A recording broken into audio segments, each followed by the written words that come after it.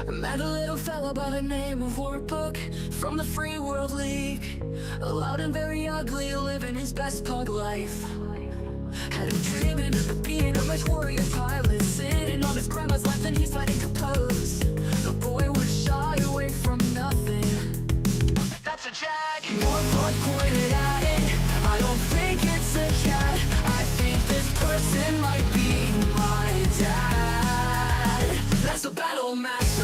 Oh no, excuse me, my hand slipped and destroyed it by accident. Warpug destroyed me again. Warpug destroyed another lance. Like he said he would know, he didn't even apologize. Warpug did it to you. Are you little Warpug? Not like the kindest guy. Unsportsmanlike, shoot your legs and Warpug die. An eye for an eye, a man 5'9" and a hateful rise. Shooting DCK players like they shot Cujo. Little pug dog with a burgundy coat. Warpug destroy me again. Warpug destroy me again. Warpug did it to you. Warpug destroyed another lance. Like he said he would, and then laughed in your face at the beginning. Warpug did it to you, and laughed in your face again.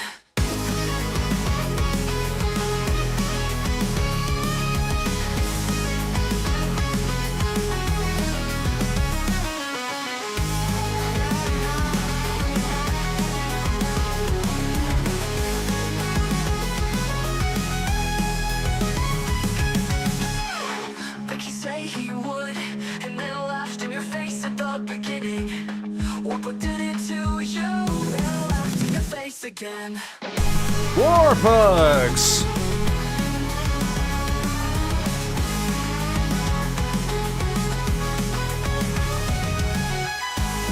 Like you say he would, and then laughed in your face at the beginning.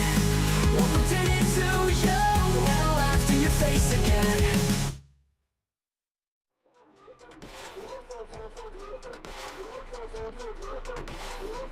Like he said he would. No, he didn't even apologize. Warpug did it to you, and laughed in your face again.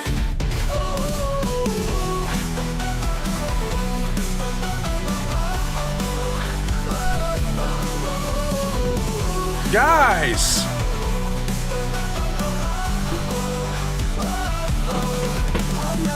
It is time for Battletech Tuesday, and we got one today. So, from everything that I am led to believe about this mech, I do not know much about it. I know about the catapult. I do not know about this one. Apparently, this is the screw that area over there in particular mech, okay? Warpugs, I've been doing Battletech Tuesday now for a little bit now, and I have enjoyed learning about a new franchise that I did not, like... I knew it like on the periphery, and then I wound up rooting for someone on the periphery. Okay, so like the irony of those statements, guys. Oh my God, Repress, thank you, bud. Dude.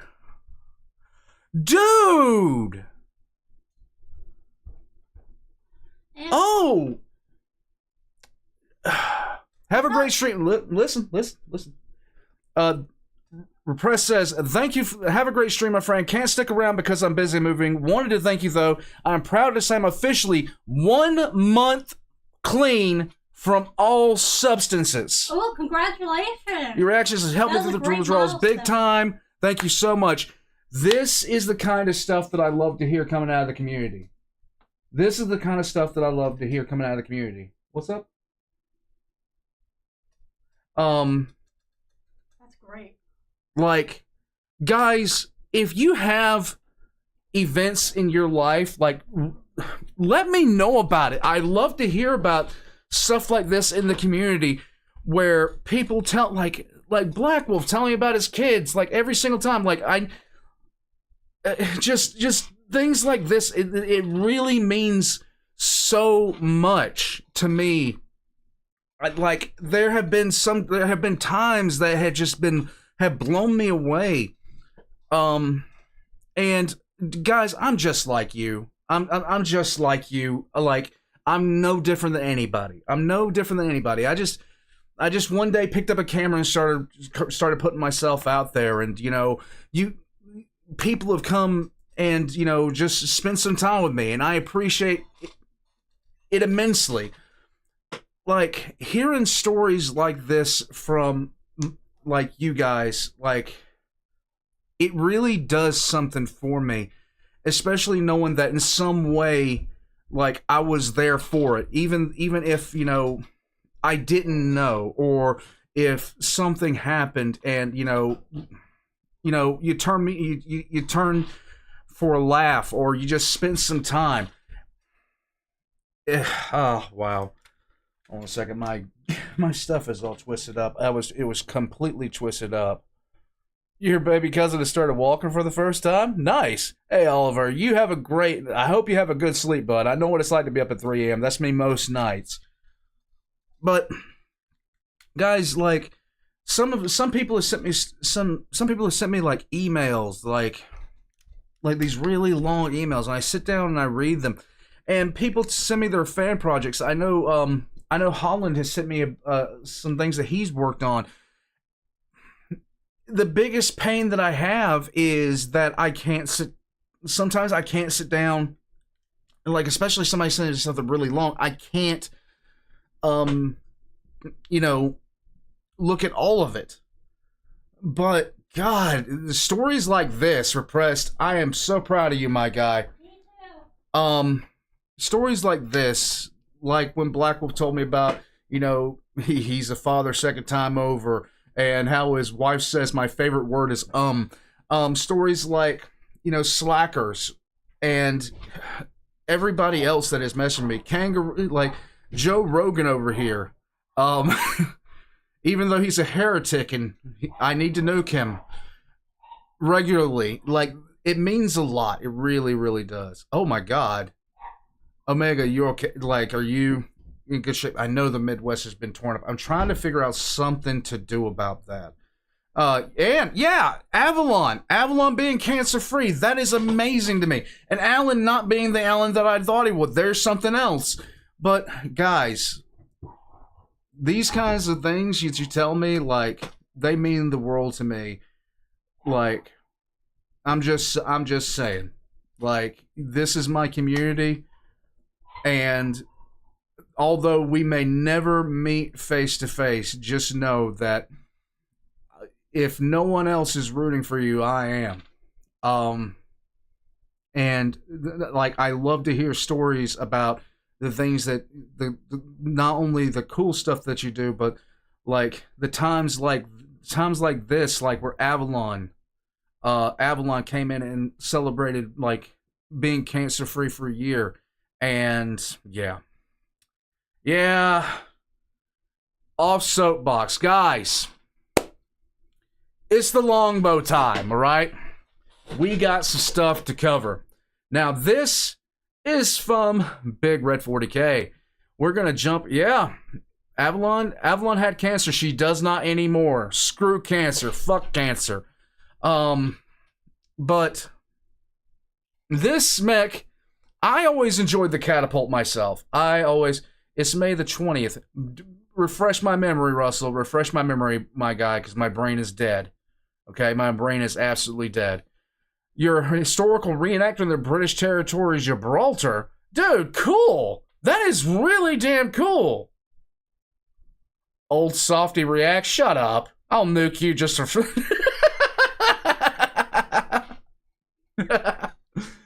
Alright, guys. Oh, Battletech. Oh, okay. I need to do the turning points at Tycrum. Sarum, what's up? Okay. The longbow. I'm here. Let's go. Guys, once Sven is ready to go for the third secession war, we're gonna get started with that. From what you guys have told me, it is the war without end. It is a hideous example of just how terrible crap was. Meet, what's up, bud? But at some point I need to jump back into Mech Warrior 5. I haven't since I got my new computer, but I do need to do this.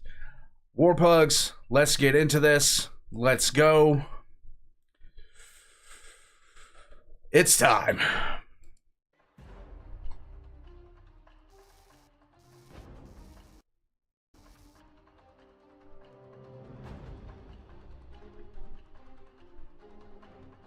It's kind of really, does the sound like really low? Or is that just the intro music? Glory to Merrick!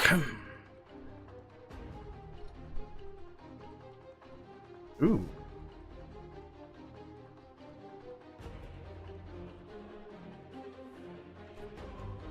This mech silhouette tells you one thing.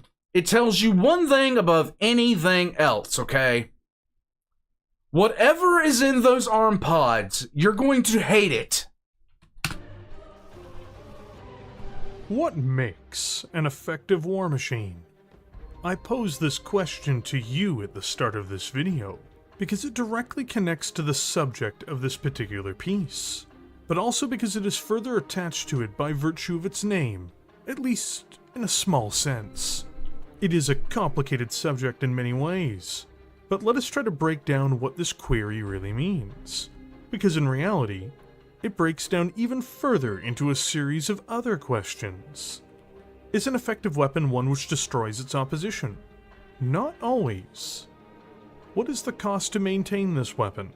How much did it cost to build the system in the first place? How much training does the crew or operator require? What is it replacing? And is it superior to that replacement for cost? Are there any negative consequences for using the weapon as well, such as harming the crew or the environment around it? The answers behind these various questions can even mean what is an adequate or successful platform for one army may not be for another, as sometimes the circumstances are just frankly different. Anybody in Battletech, any one of the majors' houses in Battletech, suddenly having qualms about hurting the environment, I would love to point them to the 100 or so planets they glassed. Terrain, military traditions, and what other platforms and doctrines they are supporting must all be taken into account. Famously, there have been comparisons between offensive tools and soldiers made by many an army, historian, and armchair warlords as to what makes one weapon superior to another, often trying to take all of these factors into account. The infamous Tiger tank versus the T-34 or Sherman. The T-34 was ass. The T-34 was legitimate ass. Steel versus bronze. Roman legionaries versus seemingly anything else. And of course, the flintlock musket versus Eternity. the longbow. The truth is, however, what made these systems effective or ineffective was a complex series of circumstances that culminated in either victory or defeat for the side that won out in the end. Really, formations of soldiers and how they are equipped are educated guesses, put into the field, and hoping things work out for the best, based on past institutional and personal experiences of those involved with the military or supplying it, as well as reasonable assumptions. So why am I saying all of this? Because in this video, we are going to get to explore a battle mech which has existed, in setting, in some form, for almost 700 years, as of the Ill Clan era. We are going to delve into a machine that is simple, straightforward, tried and tested, and operates inside of its intended formations and environments flawlessly. Yay! It is a gift to the endless churn of warfare, destruction, and despair humanity grinds through, delivered ironically by the ever-chaotic Free Worlds League. In this video, we are going to examine the Dread Machine first given life by Lockenberg Holly Industries, one of the central components of what would become Starcore Industries. The Longbow. Yay! Is anybody else hearing Welsh right now?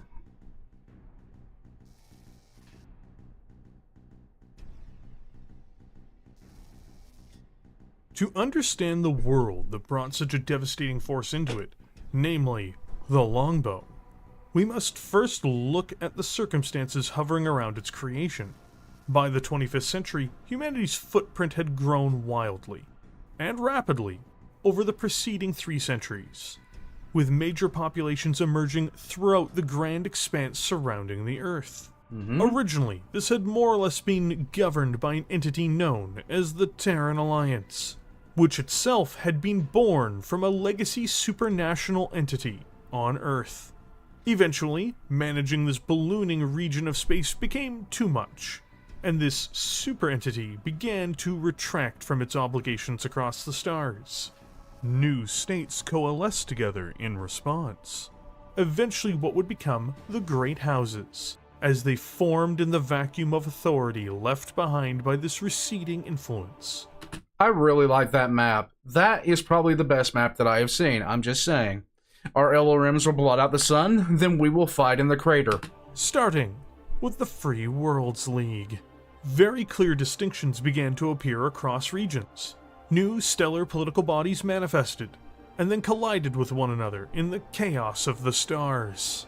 Wars, political unions, trade pacts, and an assortment of other events resulted in the formation of what is understood as the inner sphere of later eras, as well as the distinctly different periphery.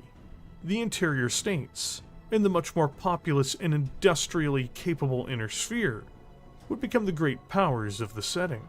These enormous empires spanned dozens, and eventually hundreds of star systems each as they grew larger and larger, before these super-political entities found the edges of their power, the furthest extent of their influence, often by coming into contact with one another.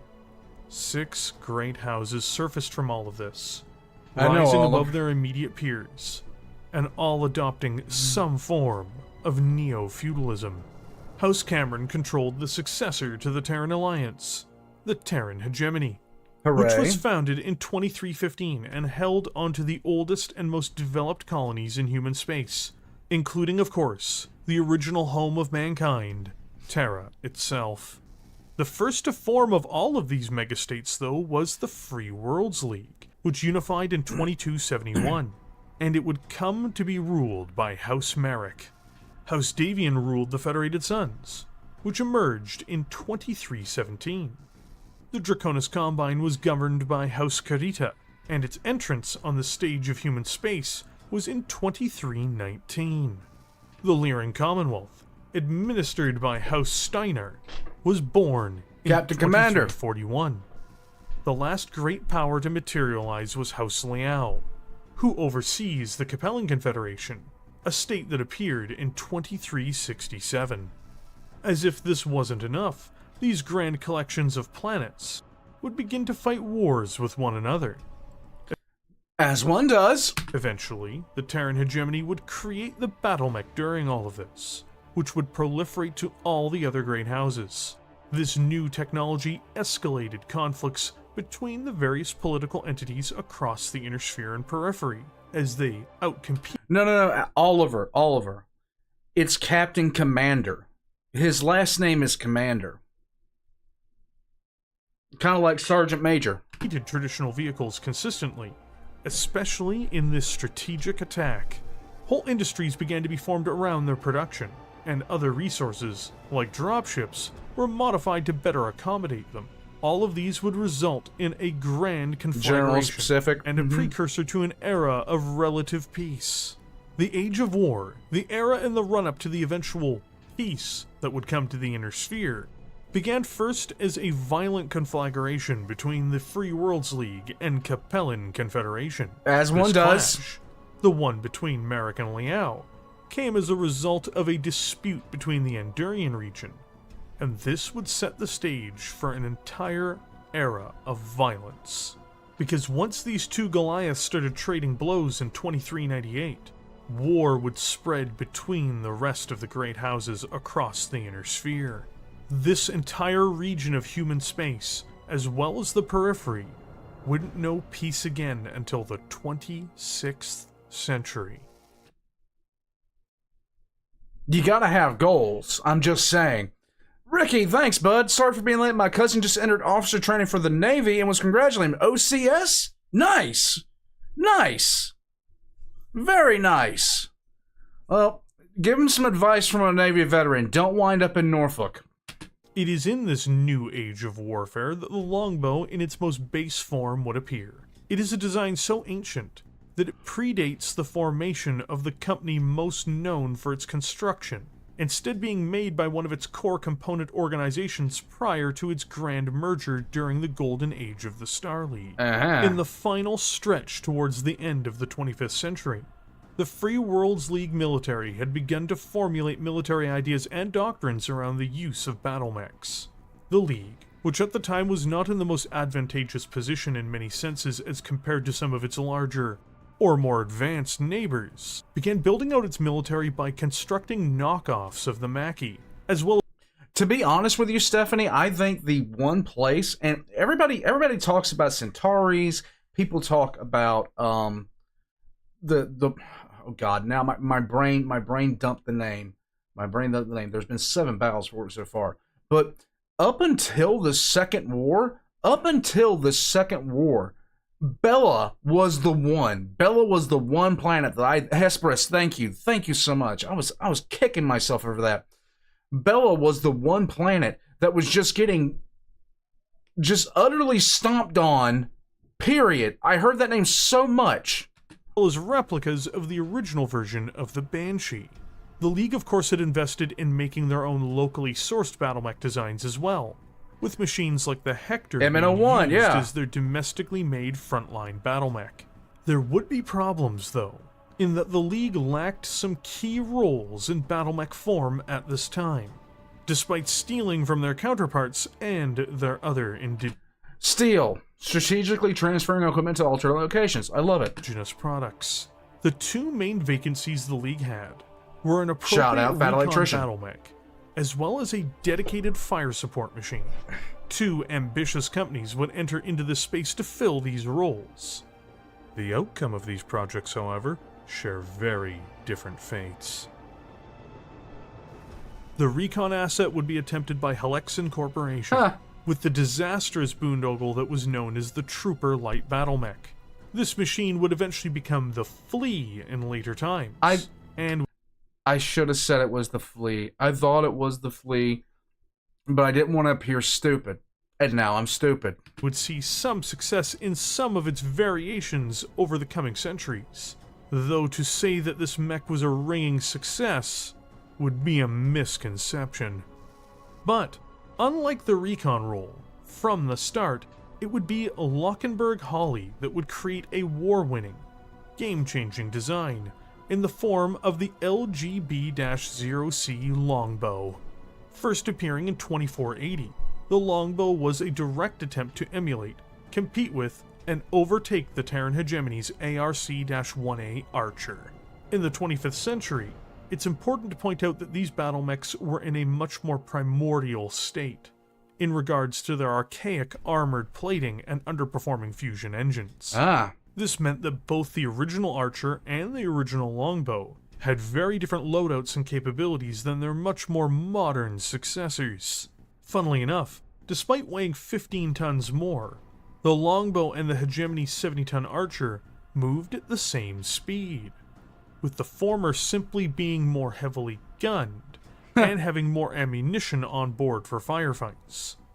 Lockenberg-Holly envisioned this for the Longbow from the very start, as they sought to outdo the Archer in every meaningful metric for an indirect and direct fire support battle mech, taking the concept of the ARC-1A, which the hegemony had put into production, and scaling it up 15 tons, yielded exactly the benefits the company had wanted, at least upon its introduction. Yeah, at least Better there. yet, they also fully embraced that the mech was truly a fire support asset first, and one of the key features, which the Longbow would never. The thing looks like a fucking StarCraft turret with legs. I can appreciate this level of fuck it, we ball in a mech design. I can appreciate this. Lose was the developer's realization that its primary onboard missile launchers were much better served being in the arms rather than the torso. Because of where these launchers are situated, they have a large field of fire under a multitude of circumstances. For example, the arms can flip behind the mech, as to fire the missiles backwards if needed.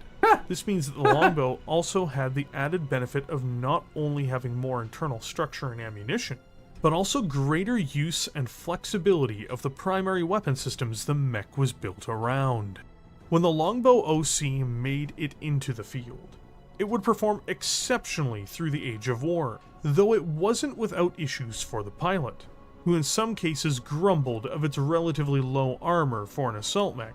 It performed superbly time and time again, even earning it a reputation for being a lance killer. The sheer weight of fire and the constant barrages it could unleash, if not neutralized early in a firefight, meant that it would simply erode and destroy anything the Free Worlds League military needed it to. Dude, what would you complain about if you were given this mech to pilot? Like, here, I'm gonna be at the back. If you see anything, let me know. I'll lean forward from sipping tea, laugh in Alpha Strike, and remove the entire zip code from existence. How about that? Time and time again. Of all of their Age of War designs, in fact, Lockenberg-Holly's assault mech would be the only Free Worlds League mech to be truly upgraded to modern standards, and utilized in large numbers, following the latter eras of the Star League and Succession Wars. While it was predated by both the Icarus II and the Hector, these mechs simply fell out of favor, and never had the impact the Longbow did. Funnily enough, this bipedal combat vehicle even played a role in the founding of Starcore Industries, one of the most significant international battle mech manufacturers in the history of the Inner Sphere. With the success...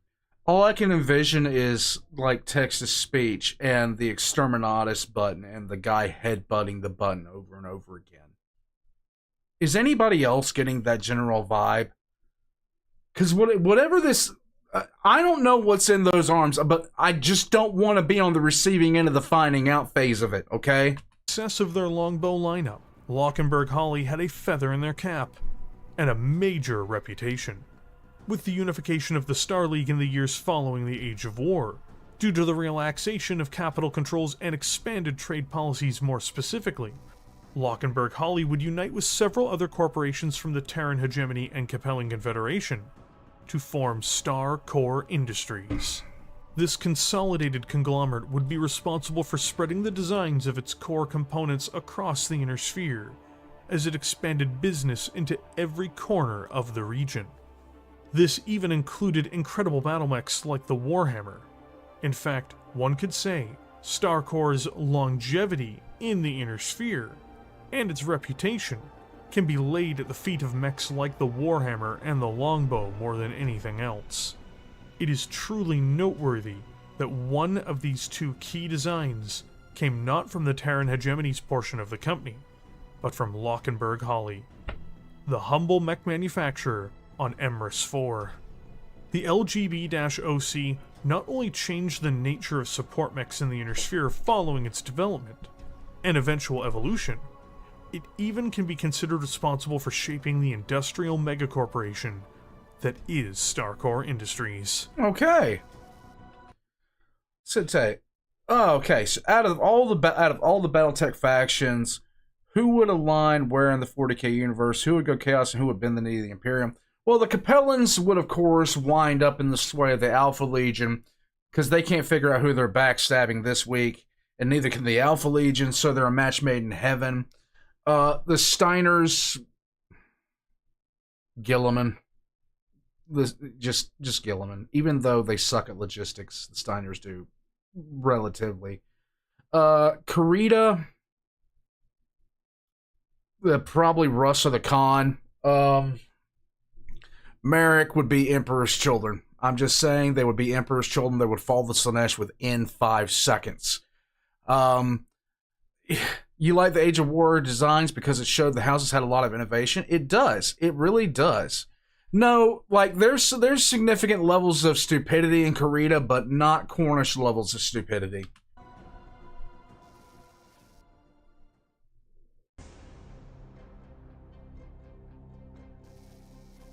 Actually, Serum, like, they would. I fully believe they would. The Imperium would welcome them. They'd be like, okay, you govern a large part of the galaxy, a large part of a lot of systems with a lot of resources. Cool, I'll bring you in as a system governor. You can keep your power, and you get a whole bunch of shit. How would you like it? They would sign right up.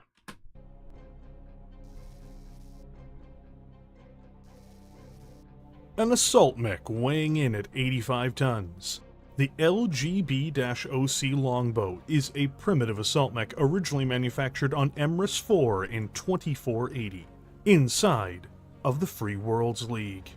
This groundbreaking battle mech, for its time, changed the nature of long-range support warfare, and arguably supplanted the original Archer as the king of support during the Age of War. For its era, while these are cutting edge, it does suffer from having primitive components on board. It has a standard 8.5-ton internal structure, as well as a standard gyro and a primitive as well as problematic cockpit. Where cooling is concerned, it is well served by its 15 standard heatsinks, which help the mech run and launch its entire missile salvo without overheating the mech, unlike its counterpart, the Archer, which was renowned for serious heat issues when firing its LRM launchers. Because of its era of manufacturing, we are unsure of its electronic systems, but these are assumed to be domestically sourced Free Worlds League components of the day. Okay. In fact, it seems to have a fairly sophisticated set of communications equipment even. For quirks, it has an overwhelming number of them when using the advanced rules. To start with, it has the improved communications trait, as well as extended torso twisting. The latter gives it an excellent ability to lay down fire across even a greater field than its arms would normally allow. It also benefits from the searchlight feature as well. Where things get a bit more dour is that it has a cramped cockpit, which can be problematic for the mech warrior within, as well as weak legs. Finally, it has obsolete 2506, meaning that after this date, supporting it is more than troublesome. All of these traits, to be clear, only apply in the advanced rules. Okay. The OC is a perfect example of early fusion engine technologies, which are both more restrictive and heavier than the more traditional engines which exist during the mainstream era of Battletech. Normally, a fusion engine in-universe and in the tabletop statistics of the game would be installed by levels of 85 for an 85-ton mech, meaning that the sizes listed in this case would be 85, 170, 255, or 340. But because of this mech's primeval power structure, the LGB-OC comes instead with an awkward 310 primitive fusion engine of an unknown type. This power plant weighs in at 20.5 tons, taking up a huge chunk of the mech's weight, and only giving it the performance of a standard 255 power plant. To give some perspective, later variations of the Longbow, using standard engines, moving the same speed, have a 13-ton engine, by contrast. That's a lot of extra ammo. This engine carries the Longbow across the battlefield at 54 kilometers per hour, which for its time is more than sufficient. That speed, by the way, translates into 5 movement points in the tabletop game. While this would be the definition of a slower asset in the latter eras of Battletech, it's important to note that this is the same speed as most heavy mechs for this time. Okay. For example, both the ARC-A1 Archer and the TDR-1C Thunderbolt, both mechs which fall into the heavyweight bracket, move at this speed. During the early ages of warfare that the Longbow OC emerged in, defensive assets came at a much higher premium than later times. Even standard plating, which can often be seen as being relatively heavy for what it offers, brings dramatically more protection to the table than primitive armor, which is the exact kind of plating the OC comes with. Whereas standard armor gives 16 points per ton, primitive armor gives around 10.6 per ton. This is a humongous difference, and it means that any war machine of the Age of War needed a huge volume of it in order to truly protect themselves. Huh. The Longbow, being a fire support mech, just didn't indulge in this, compared to its early generation counterparts. That makes sense, So, actually. what does that mean? This is something that we actually do today in militaries that makes sense. Like, if you take a look at the Paladin is a very powerful artillery support vehicle. It would get...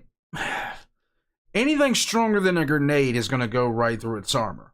It's not designed to sit there and trade shots. It's designed to put massive-ass rounds downfield. That's what it's designed to do. If the Paladin is taking shots, something has gone horrifically tits up. It's simple, really. The Longbow OC has a total of 13.5 tons of primitive plating, giving it 144 points of armor. Exactly, Stephanie. To give some perspective on this, that is equivalent to 9 tons of standard plating. In other words, while almost every other mech is also fragile for the time, the Longbow will have trouble standing up to an intense barrage of energy fire for very long, even in this simplified age. Well, it's time to delve into the main course now, isn't it? What does this early generation fire support mech bring to the table in terms of its weaponry? The answer may surprise you, as it's quite heavily gunned not only for this era, but even for the Succession Wars, truth be told. Just to get this out of the way first, it has 3 lasers on board to attempt to protect itself in close. These are namely 2 medium lasers and a small laser. The small laser is in the head, and the 2 medium lasers are in the right and left torsos, respectively. Then it is on to the stars of the show. These weapons are very simple, and brutally effective, and really would be in any era. It has twin LRM-20 launchers, with 1 in each arm. These can fire in a wide field of fire due to them being arm-mounted and due to its extended torso twistability.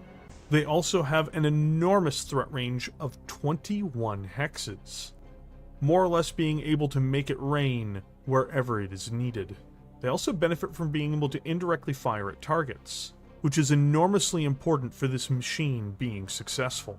Another boon is it having 18 rounds of ammunition per launcher, giving it enough rounds of fire to last throughout a protracted engagement, or several smaller battles. Huh. There is the drawback of minimum range penalties, but this is just the reality of being a fire support battle mech. Overall, for an early design, one even predating introductory technologies, this 85-ton warrior is extremely heavily armed. There is a reason that the Longbow OC made such an impact in the earliest era of battle mechs, and secured the overall design a near permanent future in the setting. It moved at the rate of battle. It was as heavily gunned as an archer, but with more sustainability and flexibility as a fire support platform. It was as protected as a mech in this role would have been expected to be in this generation of warfare, despite having some shortcomings should it be too much of a focus of the enemy's attentions. The only true weakness it possessed would be its formation and outer defenses abandoning it. So, your main concern for this is a very, for what they were dealing with at the time, and even now, this is a very good mech. And when your biggest problem with this design at this point is the fact that mech pilots don't like to drive it because it's cramped inside, and you have to worry about, other mech pilots being stupid, it's not a bad thing. It's not a bad mech at all. It's actually pretty good. This thing is quite literally a walking turret. That's it. Allowing faster and more close-range oriented battle mechs to come inside of its minimum range. But this applies to any missile boat. What's most interesting is that despite being a refined archer for its era, this initial longbow, the initial success story, would spawn a mech which forged its own path in the centuries to come.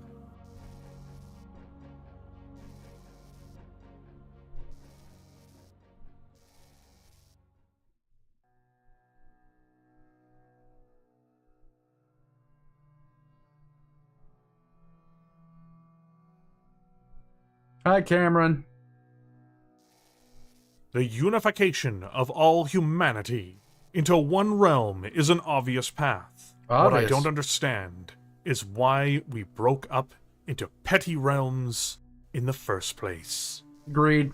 Lord Ian Cameron, to his high advisors, as quoted in The Statesman of the Stars, by Duke Torrance Farrell, Belgrade Press, 2599.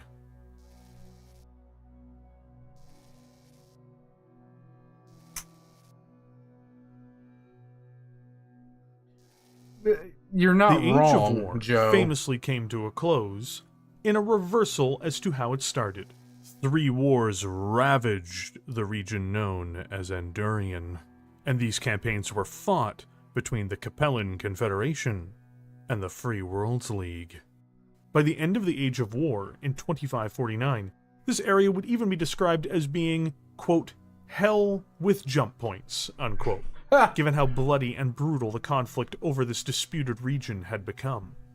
In fact, the whole Age of War, one of the bloodiest times in human history up until this point, had been kicked off by the First Andurian War. Now, however, an ambitious Director General, a man with an incredible level of charisma and negotiating prowess, sought not only to end these wars, but to reshape the whole of human space.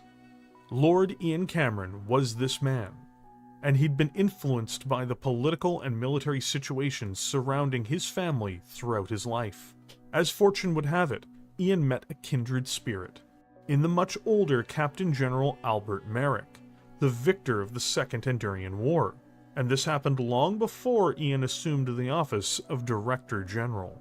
Albert had become uneasy with the bloodshed and destruction of the Age of War, and while meeting a 17-year-old Ian Cameron, the two found common cause and ideology in their discussions. The seed of what would be known as the Star League appeared during this fateful encounter. Unfortunately for the Free Worlds League and Capellan Confederation, in 2551, Liao Terrence, the new Chancellor of the Confederation and House Liao, would wage a war for Andurian to prove his own strength and determination, and as a way to show that he was more worthy of the role than his recent predecessors. As After one 5 does. years of near pointless conflict due to the power imbalance of the two sides, Captain General Albert Merrick and the Free Worlds League would achieve victory once more, though at a heavy price. On the field of battle that was Andurian, from the time of the opening of the struggle all the way to its close, the Longbow OC, the original inception of the design, would have been a decisive asset for the Free Worlds League military. But there were new arrivals as well.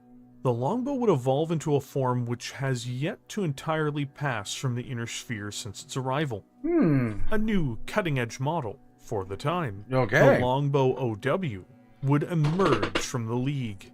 This monstrous machine, which had begun to supplant and replace the original OC, removed nearly every shortcoming the original mech had, in terms of its simple and backwards construction at least.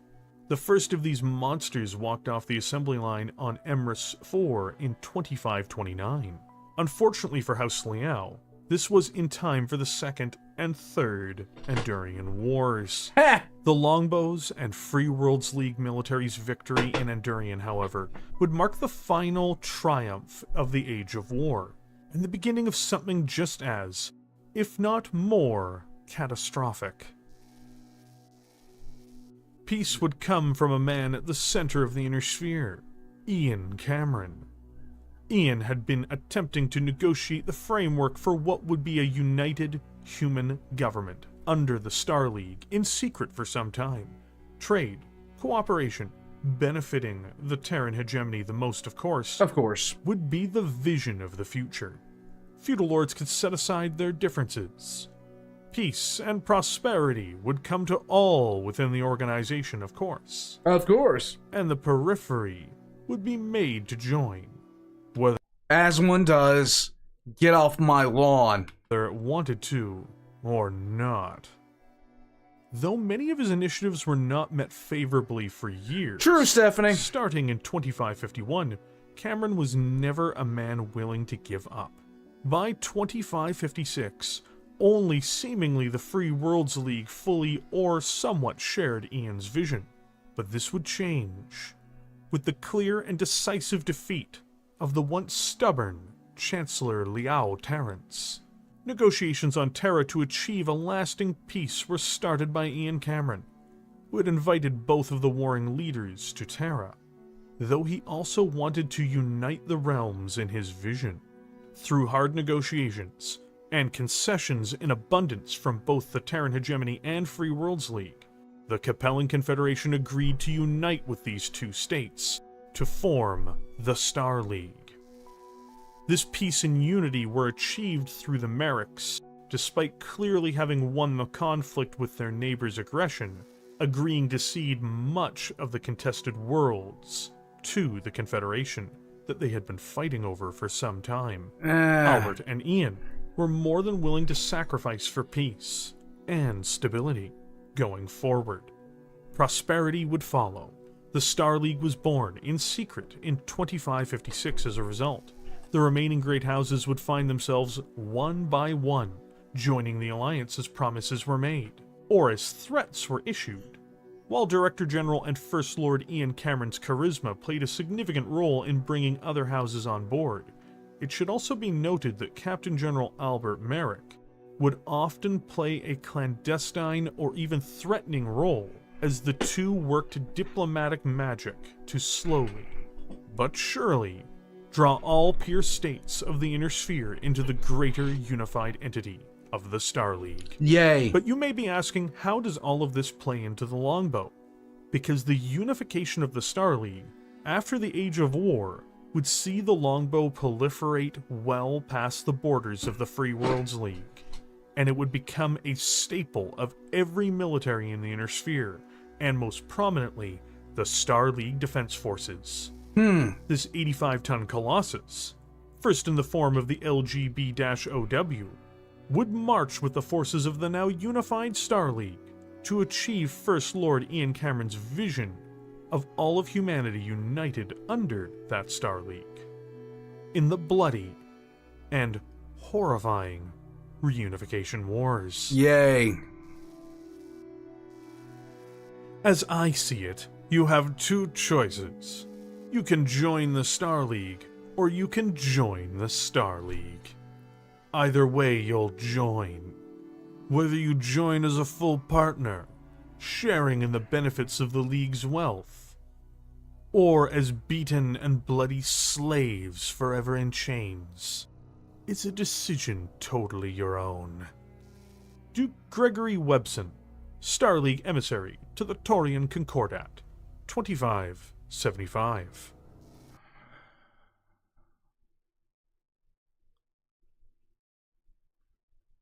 Ugh.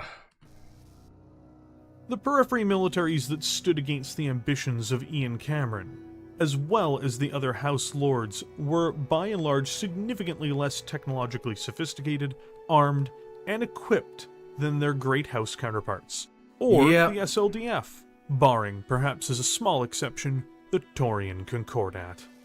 But what these forces lacked in the realm of firepower, or even manpower, they made up for in stubborn determination, entrenched positions, local support, and short supply lines.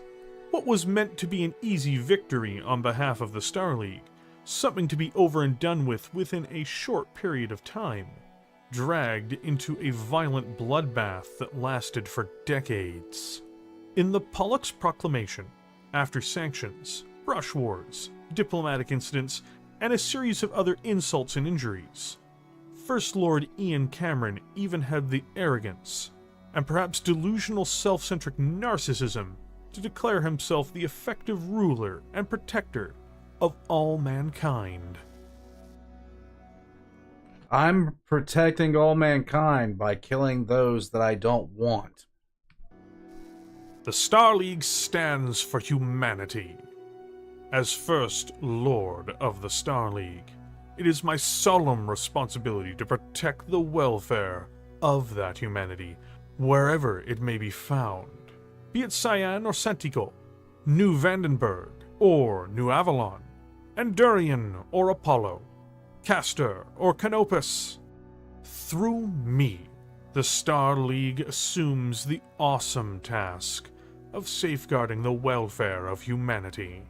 It is a responsibility from which the League will never shrink. A responsibility it shall never lay down. The dark days of barbarism are over. We will not let them return again. Instead, they brought the light days of barbarism with nuclear fucking fire. Just saying. An excerpt from the Pollux Proclamation, 2575, First Lord Ian Cameron. War was unofficially declared in 2575 by this decree, and would be officially on the books by 2578. Battle mechs, warships, and traditional infantry, vehicles, and artillery assets were used across every theater of operation. The Star League and its member states crashed into each wayward periphery realm like a tsunami, and only carnage followed. The Longbow built its reputation in this horror-filled environment. The OW configuration, with modern armor, a modern cockpit, and onboard systems, was a devastating war weapon when employed smartly by the SLDF and other militaries. Problem is, you have to look at being smart. Waves of long-range missiles, moving at the speed of battle, would have been a valuable asset in these bloody wars. For the defenders against the SLDF, this longbow would have been a menace. Primitive mechs would have been easily shattered by the onslaught of firepower it could deliver. It was faster than most primitive mechs, too. Defense positions for vehicles and infantry would also have fallen victim to cascading waves of missiles, as well as other mech assets. When fighting came into cities, these missile bombardments from afar would be all the more catastrophic, as they brought buildings down in a storm of the SLDF's fury. By 2597, the war would more or less have come to a close. Countless millions had died, and new governments subservient to the League had been put in place across the once unruly but now badly savaged periphery nations. They would be exploited for their resources to feed the hungry industries of the great houses, but most of all, to feed the Terran hegemony at the heart of the Star League. Untold human suffering took place in order to stoke the egos of those who huddled around Terra, and to sate the megalomania of one Ian Cameron. But the Longbow's journey into its intro-tech forms did not end, as lessons were learned by the periphery's attempt to defend itself. While the Longbow is a nightmare for those who faced it, the OW had some severe problems. It lacked close-range defense capabilities, and despite no longer being of a primitive make, it did not possess significant enough armor to survive direct engagements with any heavy mech or greater. As the SLDF and House armies were not exceptionally led in many respects, and made huge tactical and strategic blunders over the course of this intense 20 years of fighting, its shortcomings were all put on display. Starcore Industries would seek a solution to this issue, and address them in the form of the LGB-7Q, which So quite literally, the 7Q is Star League's attempt to fix stupid.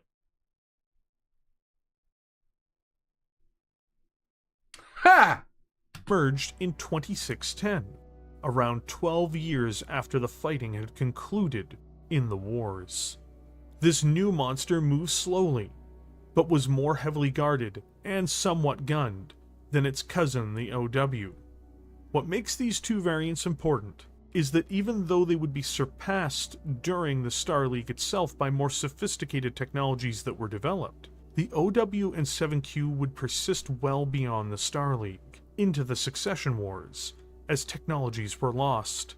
More impressive yet, the OW and 7Q would also see service throughout the Clan Invasion, and later the Blakest era, all the way into the Dark Age, and now they even somewhat cling on to relevance and life in the Ill Clan era.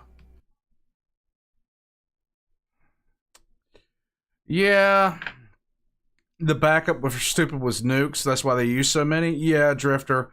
If you're too stupid to actually know how to employ the weapons that you have, just throw the one that you really can't fuck up with. You know, as long as you throw it and hit somewhere in the following like 7 zip codes, you're going to fulfill your mission. These war machines are, relative to their weight and effectiveness, inexpensive. Because Growl Wolf, apparently half the commanders in Battletech are borderline drooling out of the side of their mouths. And no matter the technological level, they bring a very simple, reliable, and devastating set of weaponry to the battlefield. They seem to embody very much the idea that if it isn't broken, don't fix it. So, spanning from the Reunification Wars through to the beginning of the Ill Clan era is the legacy of the core configurations of the Longbow. Time would see other variations rise and fall with the introduction and availability of technologies. But these would always remain in some regions of human space.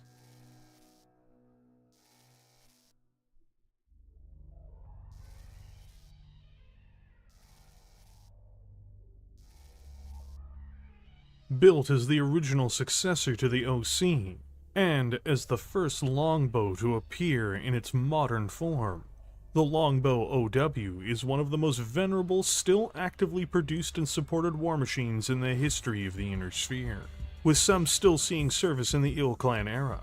Simple in its role and function, this battle mech is still problematic for its enemies to encounter, if it can avoid being directly engaged. Interestingly, as Starcore could have not formed under its initial manufacturing, as there was no Star League at the time, the Longbow OW is likely the last longbow configuration designed and built by the Free Worlds League-operated Lockenberg-Hawley Industries, prior to mergers that created the much more famous Starcore Industries sometime later, manufactured in 2529. No, you know what? The more stuff that I hear about how the Star League fought and how their battle tactics were and how they managed to screw up so much, it just comes as no surprise the clanners came in and started stomping them out everywhere they fought. Who knew that range was an important factor in a battlefield? This is the first version of the longbow to shed the restrictive primitive mech features which burdened the OC.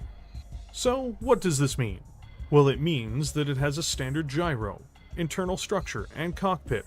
Still intended to be a heavy competitor with the updated Archer of its time, and attempting to surpass some of the ARC-2R's flaws, it installs 3 heatsinks on board. Oh, yay! Its total cooling to 13 per turn. Hooray! This allows for it to walk and fire both of its LRM-20s in a single round without overheating. A feat which archers of their day cannot make a claim to. Huh. Unlike the OC, we also know the specific electronic systems it uses on board as well. For instance, it has a OP3000 ComSat communications package, as well as an Octagon Tar-Track System C targeting and tracking system.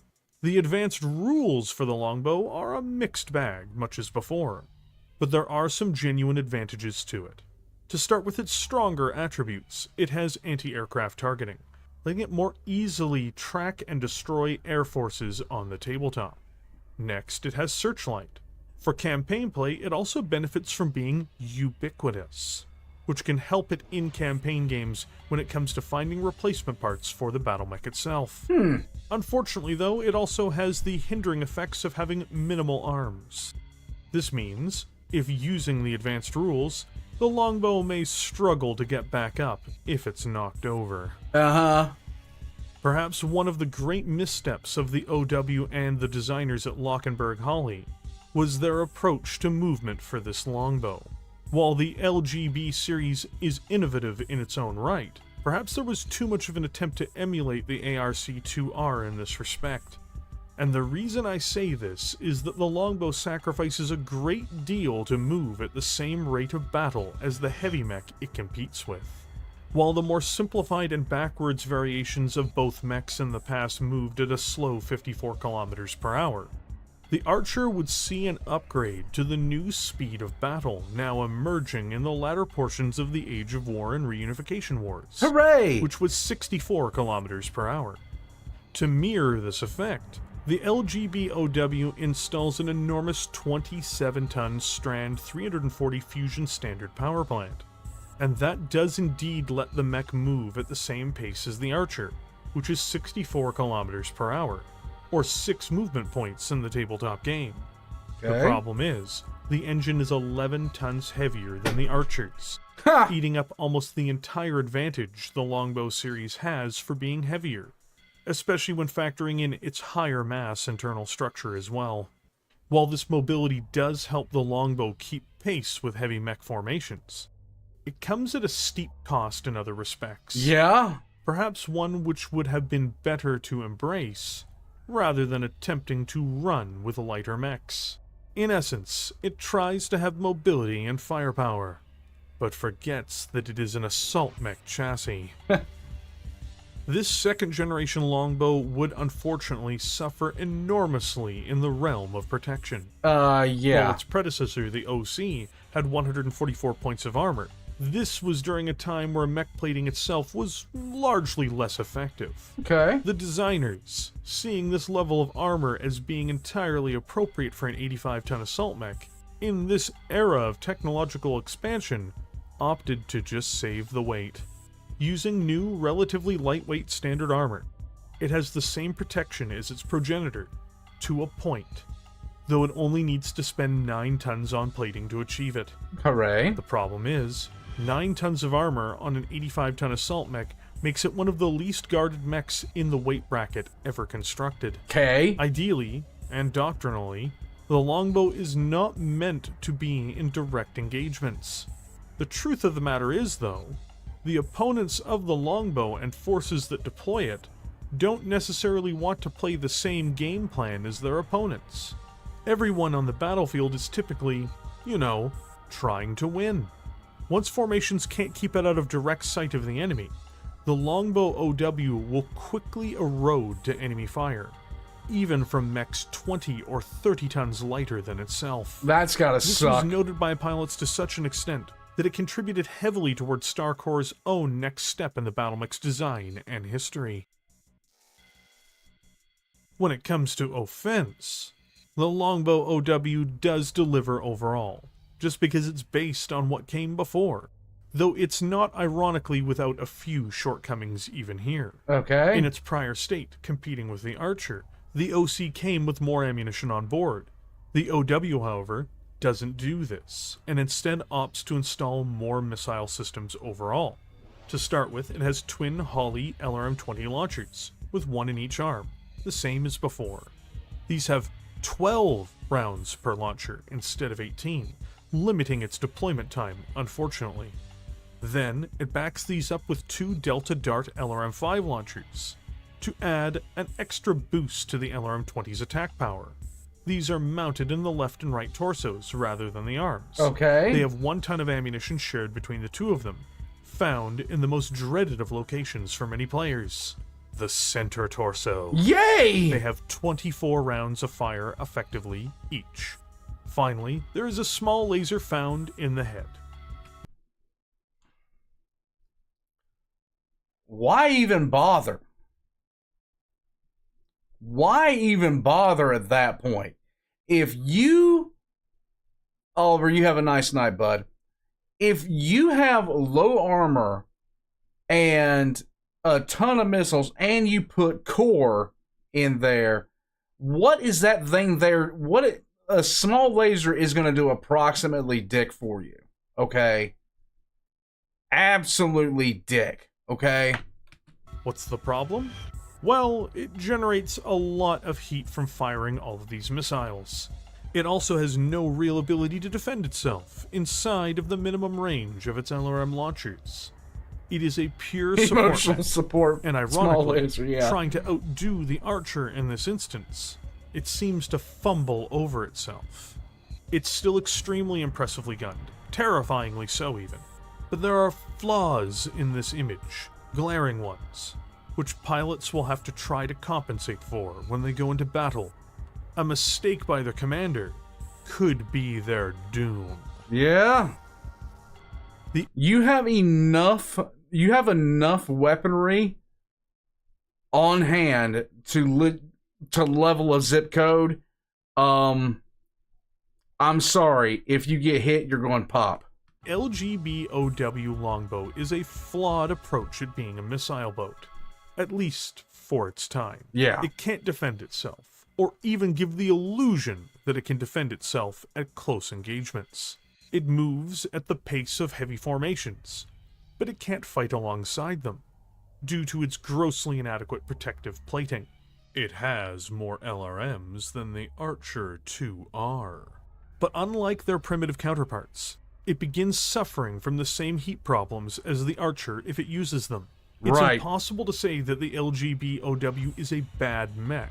Stop it, because Avalon. when deployed in ideal conditions, it will be an incredibly dangerous and powerful asset to the side that it is deployed on.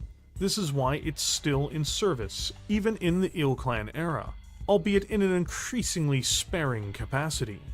It is abundant, easy to repair, easy to put into the field and support logistically, and can deliver hellish barrages regardless of the era. Its glaring faults don't discount this reality. Right. But it does mean its operators must be aware of these issues. In spite of surviving for 600 years. Favorite class of mech, Jenner? I have said, like, I really enjoyed the King Crab, but I discovered the Ebon Jaguar recently, and I just like the look of that mech. That mech looks sick. The Longbow OW would not be the only ancient longbow still in production and distribution. Starcore Industries would build a multitude of other models as it came into existence, while keeping the originals in production as well, of course. Okay. Taking into account a series of criticisms, and building a longbow to keep in line with assault formations, a devastating update would be assembled by this major mech manufacturer. The LGB-7Q would be conceived to fix heat-related issues with the OW, as well as to address its lack of armored protection. It is hard to argue that the 7Q, when it manifested in 2610, with lessons learned from the Reunification Wars, didn't do just that. Doctrinally, it would need to be employed slightly differently, due to factors which changed the nature of how the mech operated. But it is still considered by many to be the ultimate intro tech LRM platform. Okay. Getting started with its cooling, this is clearly greatly enhanced, as the mech comes with 12 additional tons of standard heat sinks. Yay! Letting it shed 22 points of heat every turn. This 85-ton monster will never overheat with its current loadout as a result. Due to the era and technological level of its construction, the 7Q has a standard gyro and cockpit. On the electronic side, it actually does differ in some ways to the core model. Namely, it has an OP3000 comset communications package, or alternatively, it can come installed with an Irian Telstar system. When it comes to targeting and tracking electronics, it comes with the Anti-Air Flak System 1, as well as the Octagon Tartrack System C.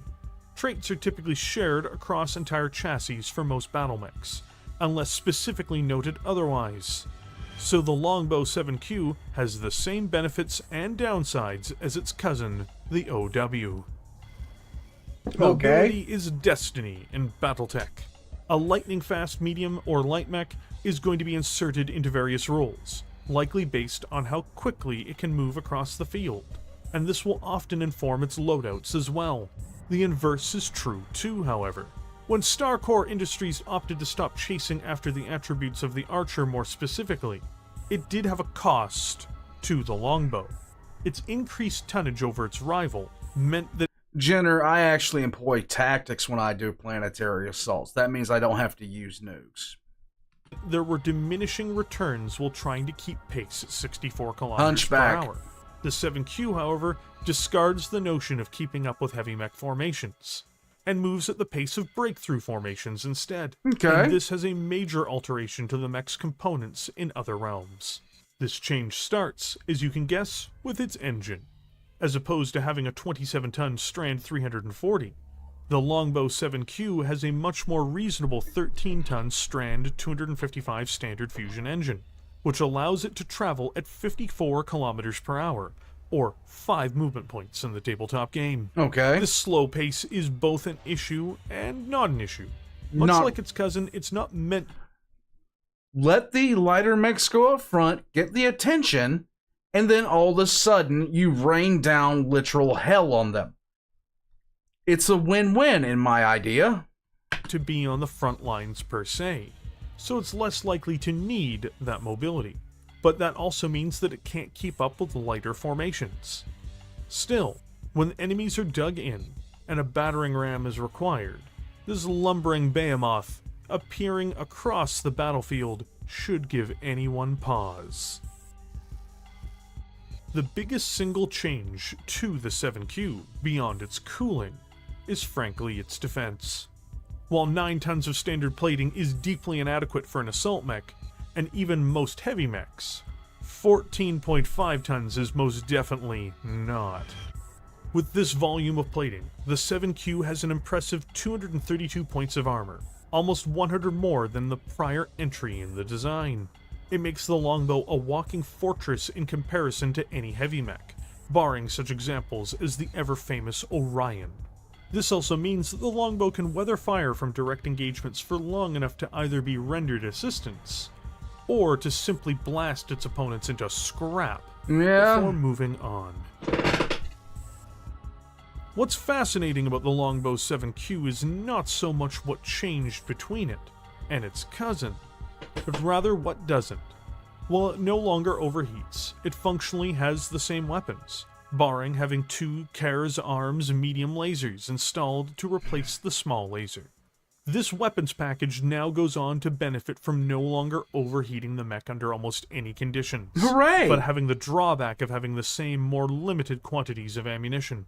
While 12 rounds of LRM fire is enough for a single engagement usually, it can be found lacking in a campaign scenario. One can't help but feel that removing 2 tons of heat sinks for 2 more tons of LRM ammunition would have likely been the best outcome for this long-range platform.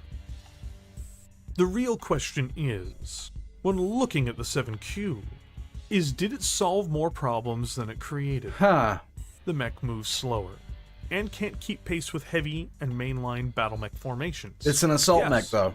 But it is also no longer a lightly armored box filled with ammunition. This is waiting true! for the enemies to simply ignite it.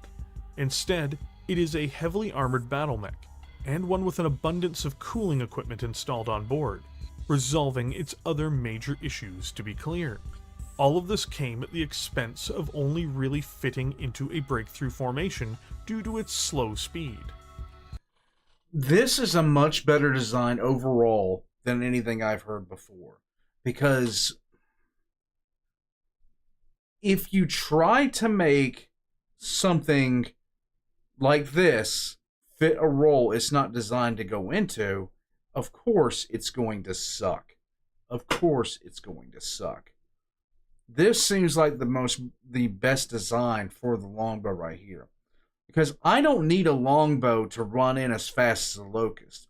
I need a Longbow to sit back and literally just blast the absolute pure living hell out of anything that I'm targeting. Without compromising Hey, at Sun least Tzu. part of the mobility of its allies. I'm alright. This seems like a reasonable trade-off. But it does mean that the mech is still vulnerable to fast-moving brawlers. But frankly, so was its predecessor. I don't know only enough thing yet to make not that left judgment call in resolved, a 1. at least in my view, is its shortage of ammunition for its main LRM launchers. Either way though, the 7Q didn't need to revolutionize the weapon systems of the OW. It just needed to resolve its crippling defense and heat problems.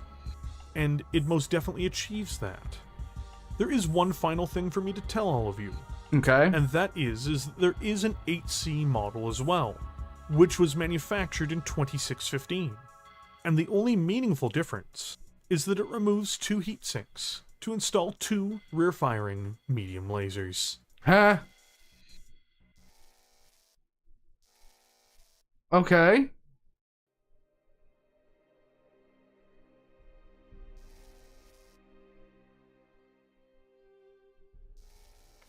The Star League would reign supreme over the Inner Sphere for centuries following the Reunification Wars.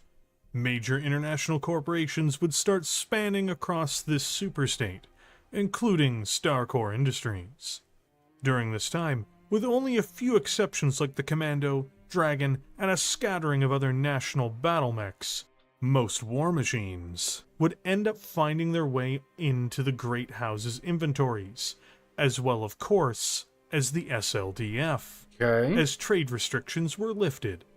One mech that proliferated far more than anyone could have dreamt of when this first took place was the Longbow. What's interesting is that enormous militaries were raised and equipped by all these various states, but there was never really a war to wage. Yes, there were small brush fires that emerged between a few planets or borders from time to time, but by and large there was no real enemies left to fight. These large militaries would rapidly acquire more advanced technologies in comparison to almost any other time in human history, barring the Golden Century amongst the clans. These new, advanced, and slowly proliferating technologies would mean that battle mechs would see much more sophisticated advancements throughout their usage over the coming centuries, even if their more baseline variations were more common. For the Star League Defense Forces, the institution with the highest budget and highest privilege regarding military procurements, they would have a deluge of proprietary advanced battle mechs and configurations constructed for their use. And these would slowly trickle into the inventories of the great houses. Okay, seriously, if I saw that mech right there coming at me, I'd have cause for concern. Because you just made a multiple stories told thing and put a face on it that looks pissed. Just saying. There would also be the famous Royal configurations, meant for the premier units of the SLDF. But building these huge, advanced forces across the Inner Sphere, and eventually even the RimWorld's Republic, created a huge problem for when they were finally used. The Hidden Wars were something which happened, seeing many innocent people and soldiers killed, and that was before more open hostilities broke out between Davian and Karita. All of these armies, and the mass industrial base built for military procurement, created conditions that incentivized their usage, and they would be used. While the Longbow never really received a technologically sophisticated upgrade, its simple, reliable functionality meant that it would be a major contributor to the hellish nightmare that would be unleashed. Because eventually, after centuries of relative peace, the waters being still for so long, the storm would come. Hooray. Infamously, Stephanamaris murdered Richard Cameron III and usurped him, declaring himself Emperor of the Amaris Empire. The story from here is a well-known one. General Alexander Kerensky, head of the SLDF, returned as a sword of vengeance, and fought the bloodiest war in human history up until this point, clashing with the Amaris Empire until the capture and eventual execution of the monster who'd overthrown the Camerons. The bloodletting would not end, though. The succession wars followed suit, and Alexander departed with much of the SLDF in the years that followed the death of the Terran hegemony, and the Star League itself. Many sophisticated battle mechs, like the Highlander, Flashman, and advanced royal variants of a variety of battle mechs, were lost in the Inner Sphere to the sands of time. But the Longbow remained. This workhorse fire support mech was simple enough to be produced, still in numbers after the technological annihilations of the First and Second Succession Wars. And it was able to be built by the Free Worlds League into the Third and Fourth Succession Wars. Oh! During the late Third Succession War, it is noteworthy that its primary factory on Emrys 4 would be destroyed, but it would be rebuilt over the coming decades. Through trade during this time as well, Starcore would ensure that the longbow would be found in every corner of the Inner Sphere by the end of the Succession Wars, and it would be well established in the periphery as well. Manufacturing expanded too, as by 3025, new assembly lines would be built in both the Federated Suns and Lyran Commonwealth by Starcore Industries, on the worlds of Crofton and Lowberg, making the mech even more widespread and supported than before. It is one of the most ubiquitous, reliable, and available assault mechs of this era, fighting in every major war under the banner of every major house, though their numbers would always be higher per capita in the Free Worlds League, at least by this point, Right. the place of their origins. Truly, the Succession Wars were not good for any battle mech or manufacturer for a variety of reasons. No. But in the case of the longbow, it was so broadly used, so broadly adopted, and so broadly available that it seemed to be one of the battle mechs that at least appeared to not suffer as greatly in terms of its place in warfare, and not nearly as much as many of its peers. That would be because of Space AT&T. Warpugs, I need a second. I will be right back. I'll be right back.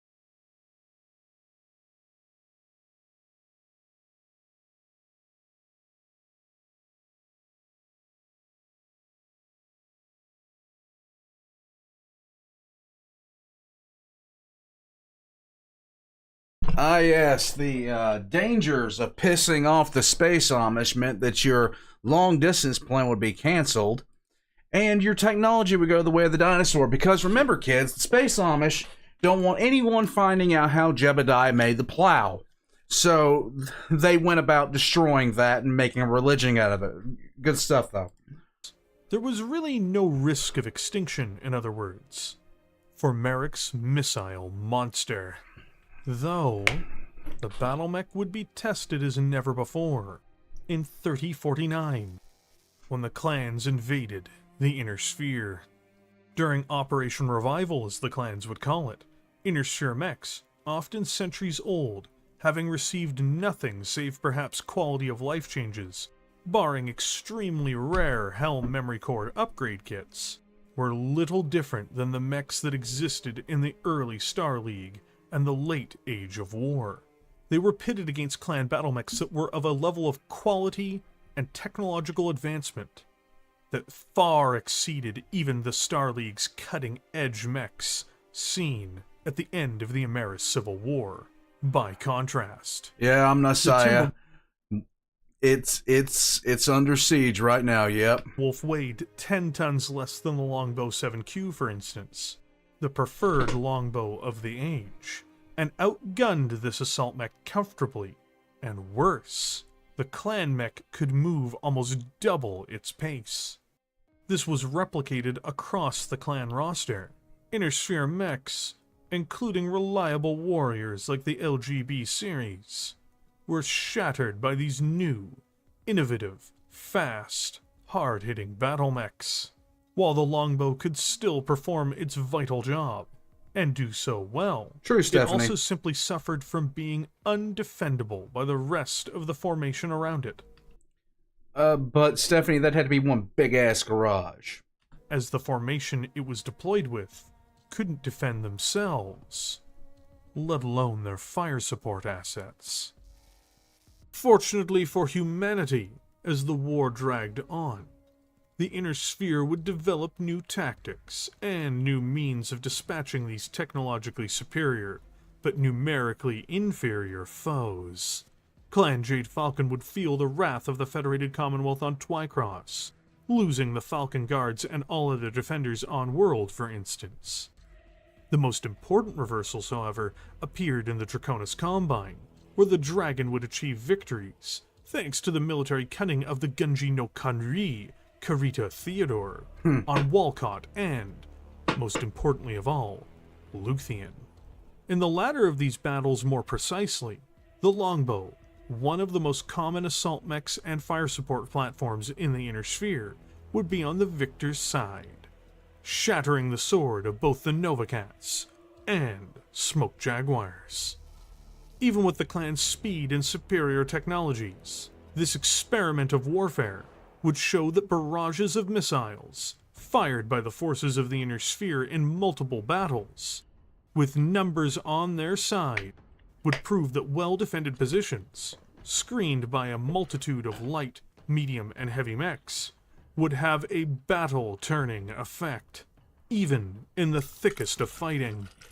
Due to its consistent rate of production and widespread adoption and sale, this beast, despite its age and limited technology, thanks to its straightforward design, was a major contributor to stalling the clan advances. The biggest contributor to stalling the clan advances was the clans. I'll just say it. Incompetence struck again, okay? Incompetence struck again. The sheer fact of the matter is, the clans, even though they had technological superiority that should have just led them right to Terra to set up a new throne, the clans were afflicted by the same kind of disease that seems to afflict the commanders of most of the great houses. Well, all the great houses, except for Karita, the First War. And that is, we're just going to be absolutely moronic and not use all of the myriad advances that we know. In essence, the reason the clan invasion failed was because of the clans. That's really what it boils down to. That is really what it boils down to. Once appropriate tactics and Shaky. doctrines began to be put into place. Even on Tukiad, the 85-ton bombardment machine would find its home inside the comm guards, unleashing waves of hell upon the invading clans in the trial to settle all trials. The story of the Longbow, from this point onward, was not one of unending success, either for it or for Starcore Industries. By 3055, in the interim years before the continuation of full hostilities between the clans and Inner Sphere, there would be a wave of new battlemech designs entering the Inner Sphere. And for the first time in centuries, the Longbow would face competition from multiple other dangerous, compelling designs from this new era. Battlemechs which filled the same niche, but used new Star League era rediscovered technologies. The Salamander, an 80-ton Lyran battlemech, would challenge the Longbow's supremacy in the Federated Commonwealth almost immediately. This impressive missile-based juggernaut was better cooled, possessed more armor, and had more missiles. Yay! As well as more ammunition for sustainability on the battlefield. In the Combine, the same proved true due to the arrival of the 95-ton Naginata, which possessed a similar quantity of missiles, once more with a higher volume of ammunition overall, and a mech which possessed an ERPPC and C3 computer as well. In the face of these threats to their market share in the regions, as well as to address the demands for a Lost Tech upgrade of the Longbow, Starcore Industries would embark on one of the most ill-fated mech refits in history. Oh boy. The Longbow was still a dominant force in the market, though of course it was in need of an upgrade, and what Starcore believed the market was asking for was not exactly the case. So did they get, just a question, did Starcore's executives go the Disney route in terms of, we know what you want, and then they proceeded to shit over everything. The Longbow 7V would be a radical departure from the original design in many respects. It used new engine technology as well as double heat sinks to save weight. Okay. It also did away with the traditional LRM-5 systems, before installing a large number of close-range lasers. This created a terrible outcome, as pilots were willing to engage in close-range battles against their foes, and did so while supporting the Innersphere XL engine, as well as an abundance of ammunition in its side torsos. What? Catastrophic losses took place as these machines were outmatched and crushed by their clan peers, as well as even by other Innersphere powers. Sales for the venerable, reliable missile boat cratered across the board. Traditional longbows were in low demand, despite their tried and tested stature, due to struggling to compete with new alternatives. Their new longbow, meant to redress the balance, was an absolute nightmare for the company, ruining the mech's reputation and even harming the organization's reputation amongst buyers due to poor decisions that went into it. Hooray! It was even described by future historians as, quote, a PR nightmare, unquote. Great! Even after the clans were vanquished, at least for the moment after the annihilation of Clan Smoke Jaguar, Starcore Industries knew it needed to heavily reinvest into its prestige, as well as trying to salvage the public image of their venerable and formerly excessively profitable battle mech. To do this, they would invest in a wide array of new configurations throughout the 3060s and 3070s, just as the Innersphere once more descended into its own self-inflicted hell, in the forms of the Federated Commonwealth Civil War and the Blakest assault on the Innersphere. Oh boy! Inevitably, the longbow thrived in the conflicts of the 28th, 29th, 30th, and 31st centuries. While its fortunes seemed to wax and wane during the latter portion of the clan invasion, its reputation would be salvaged during Project Phoenix, and it would continue to thrive into the ages to come in the 32nd century.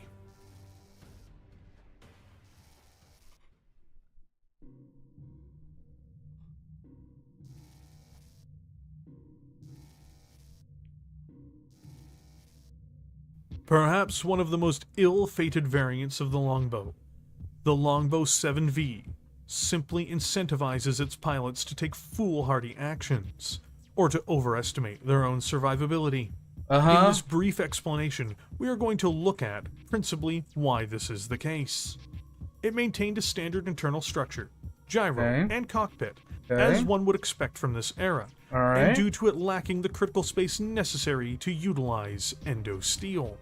The mech also installs a great innovation in double heat sinks, bringing its heat reduction to 28 every turn, which is great for its laser fire and saves tonnage. Its engine goes from being a 255 standard to a 255 XL, which is what frees up the most necessary weight on board, along with its heat sinks, in order to obtain its much more dangerous close-range weaponry. Where things begin to go wrong, however, is that the XL engine makes it very, very susceptible to engine destruction through the loss of a side torso. Considering 1/3 of all critical spaces in each side torso is the engine, and another third is ammunition. This means that the battle mech is allergic to incoming fire in the extreme. If the side torsos are pierced and critically hit, there is more than a reasonable probability the entire side of the mech will be blown off, which will immediately knock the mech out of combat through engine destruction. It does have a case, but it won't stop that from happening. Now, there are virtues to some of these, of course. It has twin LRM-20s with Artemis 4 fire control system, which is very dangerous when striking out as the Longbow series is intended to do. These are further backed up in a direct fire roll by an ER large laser. The missile and laser can be fired together without overheating the mech too, which is most certainly a benefit. For close encounters, it has 5 medium pulse lasers. These accurate, short-range weapons often make pilots feel like they can defend themselves to close-range attackers. But in reality, they often cause the longbow to linger in these engagements more than they should. They offer confidence in the mech being able to fight at close ranges, and some longbow pilots even deliberately use these mechs in this way due to their confidence in the lasers. No. This, of course, results in tragedy for the 7V, and happened so routinely that it impacted the quantity of units sold. The LGB-7... No. No, no, no, no, no, no, no, no, no, no, no, no, no, no. Why would you turn a missile boat? That doesn't make any sense. That's dumb. That's really fucking dumb. Why would you do this? That actually upsets me. I like my long range go boom. And now you're trying to convert it into what? A gimped brawler? 7V is considered to be one of the worst refit packages of its era in Uh-huh. the universe, and badly damaged the mech's reputation with pilots, commanders, and the mercenary units and states that procured it. One of the most common refit packages for the longbow, and one which has been routinely assembled since its arrival in 3061. This war machine was a part of Starcore's apology tour for the 7V, and is a much more conservative and survivable configuration of the longbow series. Okay. That is, of course, the LGB-10C. It keeps much of what made the 7C so popular, while adding more close-range weaponry and quality-of-life upgrades to the mech. First, much like the 7V, it installs double heat sinks on board, bringing its cooling total to 28 and saving 8 tons of space on single heat sinks. You know what would be really great? Let's install a whole bunch of close-range weapons on a fire support platform. What? That's like putting a machine gun mount on a howitzer. Why the fuck would you even bother?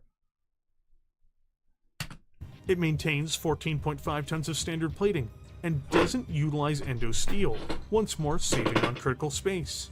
What's important is it does not install an XL engine, Good. and retains the original Strand 255 standard power plant, saving on critical, but also allowing the mech to potentially lose its side torsos, and either keep it in the fight, or giving it the opportunity to escape a bad situation without the complete loss of the mech. Between this space and extra tonnage, the mech goes on to install a series of upgrades. Cases are added for ammunition in both side torsos. The LRM-20s in the arms and the LRM-5s in the torso are retained, with all 4 missile racks receiving Artemis 4 fire control systems. Okay. Increasing the average damage per successful strike of each missile launcher. Then, 4 ER medium lasers are installed, with 2 facing forwards and 2 facing backwards. Okay. Overall, this is a superb update on the Star League era design, which lasted for centuries in the inner sphere, refining and upgrading what worked, without putting the mech in jeopardy otherwise. Perhaps one of the most heavily armed longbows of its kind. Yeah, most sensible. Ever. Very The sensible. Longbow 12C is a radical upgrade over the original, built on Crofton, Emrys 4, Loughburg, and even St. Ives. This monster is perhaps at least in the running for the ultimate inner sphere missile boat. Built not as a refit, like the 10C, and released the same year, the 12C makes a series of major alterations to the platform itself. Okay. Rebuilt from the ground up and attempting to wholly invest in what made the longbow worthwhile, while entirely ignoring any pretense of it having even the most remote ability to defend itself in close. The 12C is one of the most lopsided machines ever built, but it most definitely does do the intended long-range missile support role like almost no other inner sphere mech can, before or since. Okay. It also, unlike prior longbows, changes out its electronic systems for updated versions of them, like replacing the 3000 comset for a 3950 comset N7, for instance. The engine is an XL variant once more, though in this case it's a Strand Martin 255, which frees up a vital 6.5 tons. Armor protection is reduced to 12.5 tons of standard plating, giving it only 200 points of armor overall, and its heat sinks are reduced to 12 doubles, letting it only cool 24 per turn. But in this case it is the perfect total for the mech to be clear. Now, you may be asking, what is so radically different about the LGB-12C? I got a feeling we're about to hear some shit. It has 70 LRMs.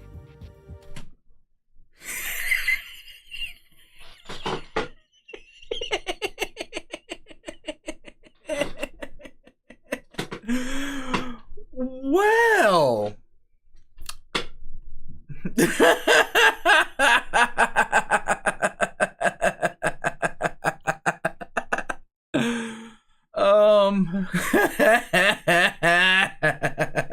Shit.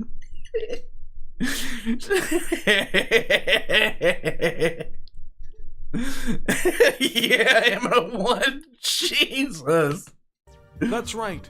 It has twin Holly Ballista 20 LRM launchers and twin Holly Ballista LRM 15 launchers, with one in each arm, Jeez. and all upgraded with Artemis 4 fire control systems. This means every turn it can unleash 70 LRMs, and can simply repeatedly do so until it is out of ammunition. It also has 12 rounds of fire per LRM 20 and 16 rounds of fire per LRM 15.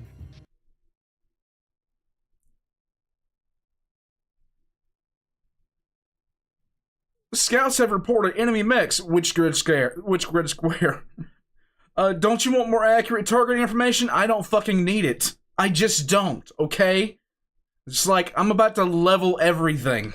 Cases are installed for those ammunition magazines, but truth be told, it will result in the mech being knocked out if the ammunition is hit regardless, due to the XL engine being on board. For close defense, it has 3 irrelevant small lasers. All the same, this is one of the most dangerous inner sphere lance components ever, so long as it can be adequately supported and defended by its lance mates. Dude, if this thing's in my lance, I'm going to defend this thing at all costs, because whenever this thing locks on, there's nothing that is going to be left. This thing is going to level everything in its path. And it can do it 12 times over. I'm finished. I don't need anything else. Let me just... I'd pilot a Locust supporting this thing, okay? Are you kidding me? 70 LRMs? The impact alone would take a mech off its feet. Even clan mechs balk at the idea of being struck by 70 LRMs, turn on turn. One of the many longbows to appear during the 3060s and 3070s, the Longbow 8V has little to nothing in common with the 7V. Okay. It is a logical upgrade for the role of the longbow as well. Okay. Heavily based on the 12C in terms of its chassis, it has 10 double heat sinks on board and the 255 XL engine, and enhances its protection to 16 tons of standard plating. What is there otherwise? Well, it has 2 medium pulse lasers and an ER large laser, but these frankly don't matter. Why do I say that? Because it's a pair of Arrow 4 missile artillery systems. Shocking, I know. Yes, it has 8 tons of ammunition overall, and exists to simply throw huge warheads downrange. Warheads on foreheads. It doesn't even need to be on the same map as its enemy. It can fire for effect from safety, and just keep on going. It is a very powerful machine in many respects, and brings a great deal of value to those who deploy it. But it is an artillery asset, more than a direct fire asset. There you go. Yeah, mobile artillery. What more do you want? I am a fan of artillery in warfare. I am a massive fan of artillery in warfare. Artillery used correctly can just be utterly devastating. And any game I play in, I'm always of that solution. Let me sing you the song of my people. I'm a big, like, that's, if I was to still be painting miniatures, and still painting miniatures in Warhammer, the one army I always wanted to build but never really got a chance to was an Imperial Guard regiment, and I would have made it heavy artillery based. A lot of basilisks, just a lot of them, okay? So not like the Russians? No, Mad Mergen, the Russians' idea of warfare is to charge into enemy territory, run out of logistics, and start robbing convenience stores because they can't fucking feed themselves.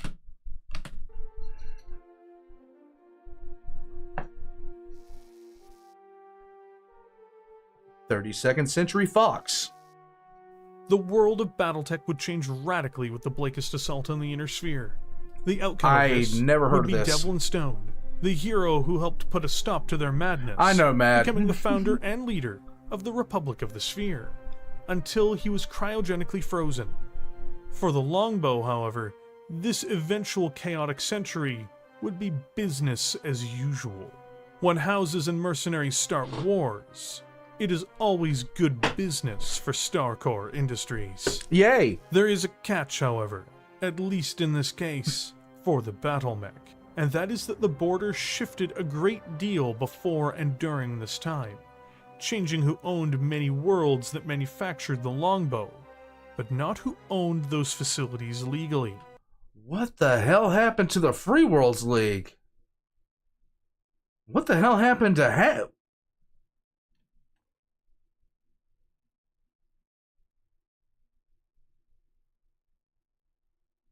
Well, Emina1, who got the puppies? St. Ives would return to the Capellan Confederation, meaning that the Longbow would see some manufacturing there, and it would make for the Longbow being more reliably supported and seen within the CCAF. The Confederation would find great use for these war machines in their ruthless campaigns against the Republic of the Sphere and the Federated Suns. The Fed Suns themselves would maintain their hold over Crofton without significant disruption, despite their major trials and tribulations starting with the HPG blackout. While other major manufacturing worlds like New Avalon or Robinson fell to the Dragon during Toranaga's campaign against the Draconis March and Federated Suns, Crofton continued to operate, producing these mechs in numbers and allowing for the armed forces of the Federated Suns to call upon them in their most desperate times. Steiner was once the master of two major worlds which built the Longbow, Sonhoya and Loberg, but would be faced with terrible calamities after the blackout, much like the Federated Suns, only catastrophically worse. The Commonwealth would lose their grasp on Sonhoya during the start of the 32nd century, before the blackout, which is a major industrial center. Sonhoya itself would continue to sell new battlemech production runs to House Steiner, but also to any other factions or houses which could afford it, and were able to have products shipped to them. And this of course included exporting the Longbow. Loberg's production remained uninterrupted, for the most part, barring the near collapse of the Lyran state during its failed venture into the Free Worlds League, and its bankruptcy. Whoa, shit! Long before the Lyran invasion. What do I not... Okay, guys, I am loving this franchise. Because just when I'm sitting here thinking, okay, I've got a grasp on stuff, this map pops up, and I'm looking at it like, what the hell happened here? What is going on? There is so much more for me to learn. There is so much more for me to learn. Seriously. It's so awesome, okay? You know what? I have been talking about, like, for those of you that don't know, I do make Warhammer lore.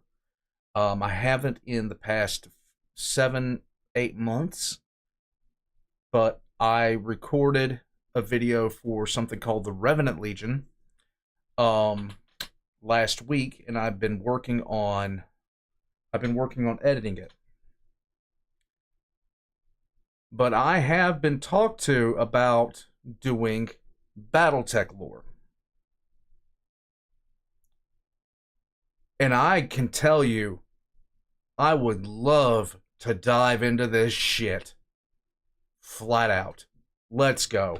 However, the Free Worlds League would shatter into its core components, where Emrys 4, the original home of the Longbow, would end up in the hands of the Orient Protectorate.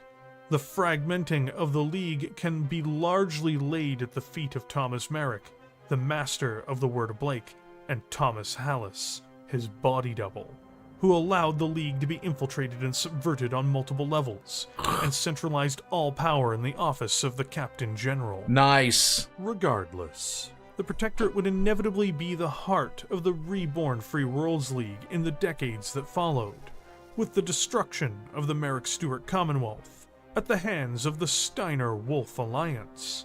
That was in and of itself a short-lived collaboration which broke down itself shortly after the campaign. The Longbow's mighty missile barrages, in all of its manufactured forms. The wife has appeared. 1 second.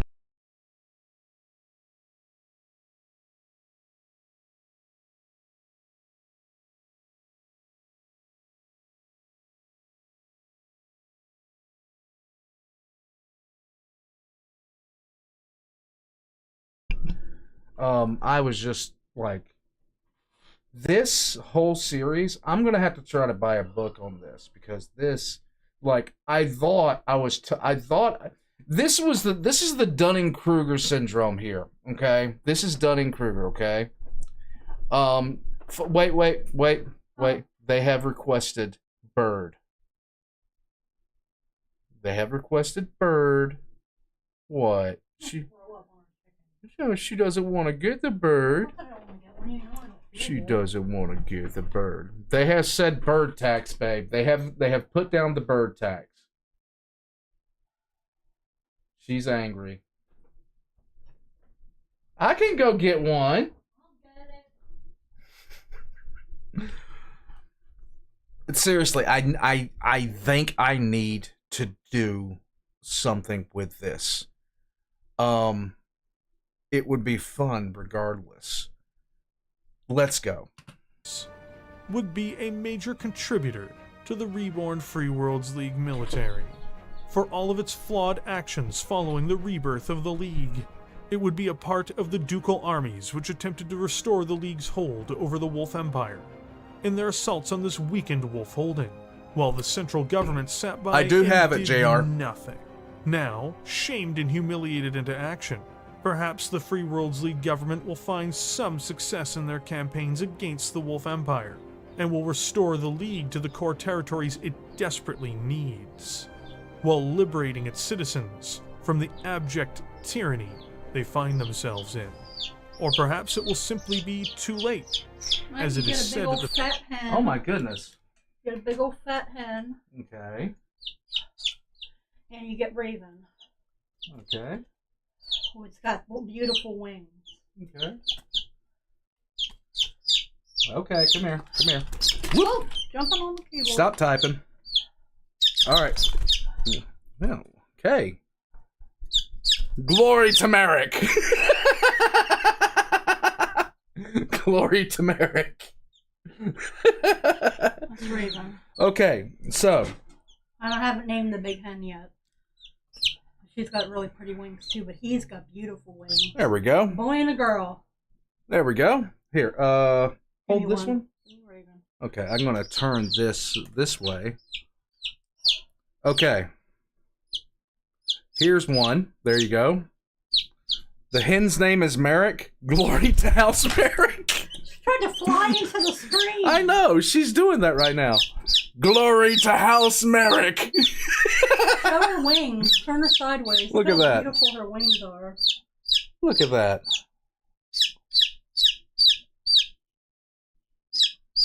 It's a chicken, guys. Glory to House Merrick. There we go. There you go. House Merrick. She is a big hen. I'm trying to let her sit on my finger right now because they seem to calm down a little bit more. But this one's just not having it. This one's just not having it. There we go. Yes. Thunder chicken. Okay. Oh, okay, chill. There. You happy now?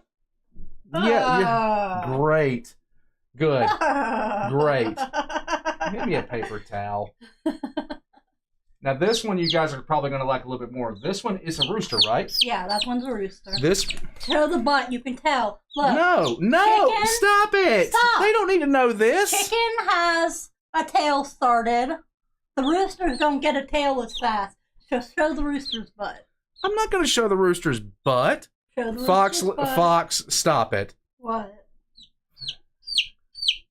I know where you're going with that. Wings, Merritt. Okay, this one is a rooster. Okay, so this one's a I rooster. love the coloring on his wings. Is this a special? Is this one of your? No, he's not a silky or a. Okay, so he's just a He's just a standard barnyard mix. But he's beautiful. Yeah, look at that coloration right there. Okay. He'll sit on your finger. I know. Take a look. Oh, okay. Okay. Chill. Here. Twist Finger. them all up. There you go. There. You happy now? Looks like a little vulture. It's a T-Rex. Look at him. Got pretty wings. Yeah. There we go. Okay. Little tuxedo guy. Yeah, a little tuxedo guy. Hold on a second. Yep, I got that. And I got that. There we go. She has a bird on each shoulder. You want the totem bird on each shoulder? Not that one. That one screams too much. Oh, here, put him on one shoulder. All right. There we go. Put her on the other shoulder. Okay, let's see if this will work.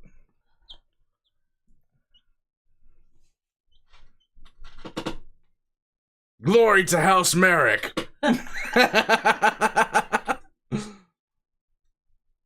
I'd show you a duck, but they're all outside. Yeah, the ducks are getting huge, guys. Oh my god, the frickin' pekin is the size of a turkey. Yeah, it's the ducks are absolutely massive. The ducks are absolutely massive right now. They sleep outside. Yeah. All right, I'm gonna hand these back to you. Oh, but they're so happy. The bird tax has been paid. They're so happy. They're just chilling. Okay, you haven't named this. Well, you named this one. That one, and I thought we were naming that one Merrick. This one's gonna be Merrick. Yeah. All right, so this one's Merrick. And that's Raven. Shut up, Slank. All right, you ready? You can tell this one because it has the light spot on the top of its head and the white wingtips. Okay. All right. Well, I'm and gonna give really these. pretty markings by the beak. Okay. Yeah. Well, I'm gonna give these back to you. Okay. Give them on over. All right. Oh, there's one. Chicky. And here's the second one. They were sleeping, so that's why they're so ill. Oh, okay. Okay. Come on, guys. All right. Oh, Yes, glory to Merrick. While liberating its citizens from the abject tyranny they find themselves in. Or perhaps it will simply be too late, as it is said at the very start of Empire alone. The timidity of the Captain General may have doomed billions of her citizens. But whether it be fighting in the armies of the duchies, or in the League's proper armies, the longbow will fire straight and true. It will launch wave after wave of bombardments on its adversaries. Should this campaign, or any other, fail, it will not be because of this fantastic war machine. It will be because of the flawed actions of the politicians who placed it too late into the war that had to be waged.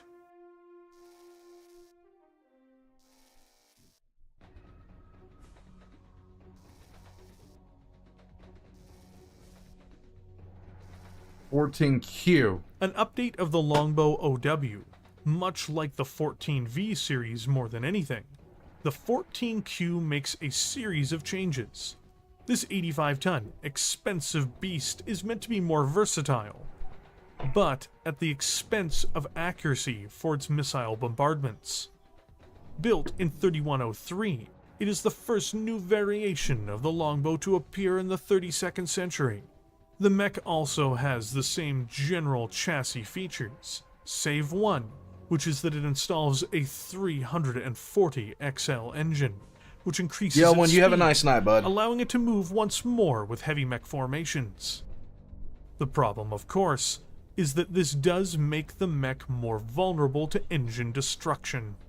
But this is somewhat mitigated by the fact that the Longbow 14Q uses a Case 2 system, making it less likely to be automatically destroyed by an ammunition explosion. You're waiting for cat tax. The mech Eh? There's a cat under you for cat tax. Cat, don't stop. Yeah, hold on. Come here, you. Well, we have smoked jaguar at home.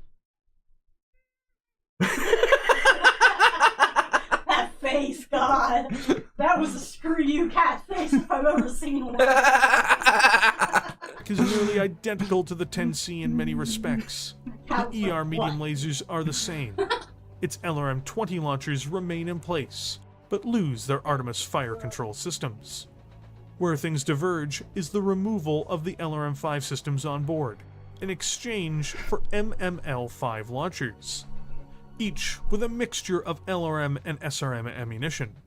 This means that the 14Q, while being less impressive as a dedicated missile boat, is better able to defend itself in close.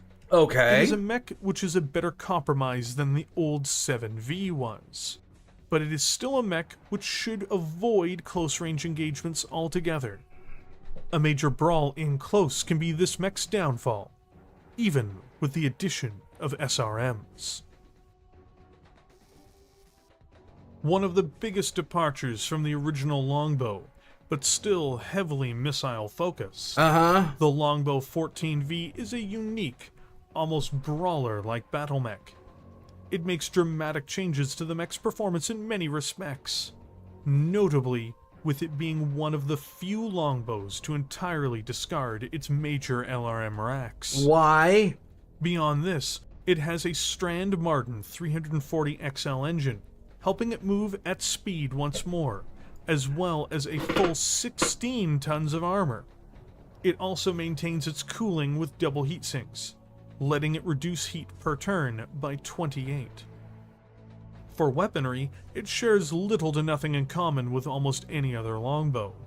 To start with, it runs 2 MRM-20 launchers instead of LRM-20s, both being upgraded with Apollo fire control systems.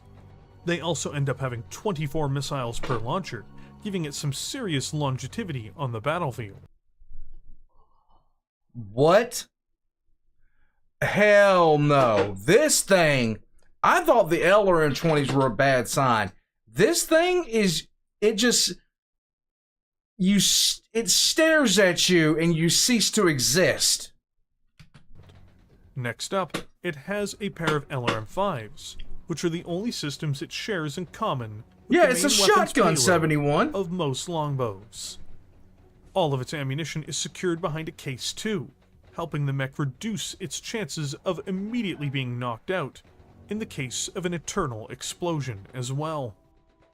Interestingly, instead of forward-facing medium lasers, which are much more traditional to the mech, it has a pair of light PPCs in its side torsos instead, Okay. giving it a boost. Yes, woman. Give me your phone so I can log into my YouTube and watch the live stream. Mine's upstairs and I don't feel like climbing the stairs to get it. Give me your phone. This is what I deal with. Yeah,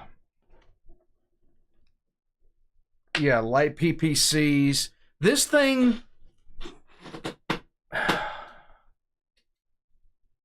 Oh my god. This is a middle finger in the form of an alpha strike. at medium and long ranges.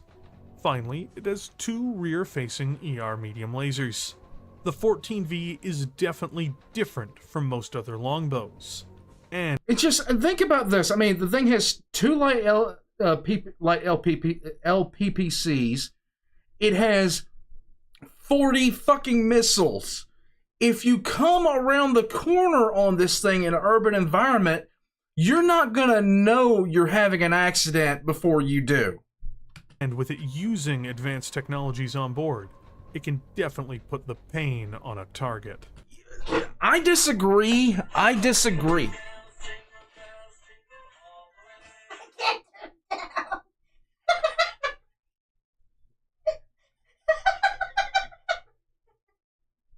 That's the ad that plays for your live stream.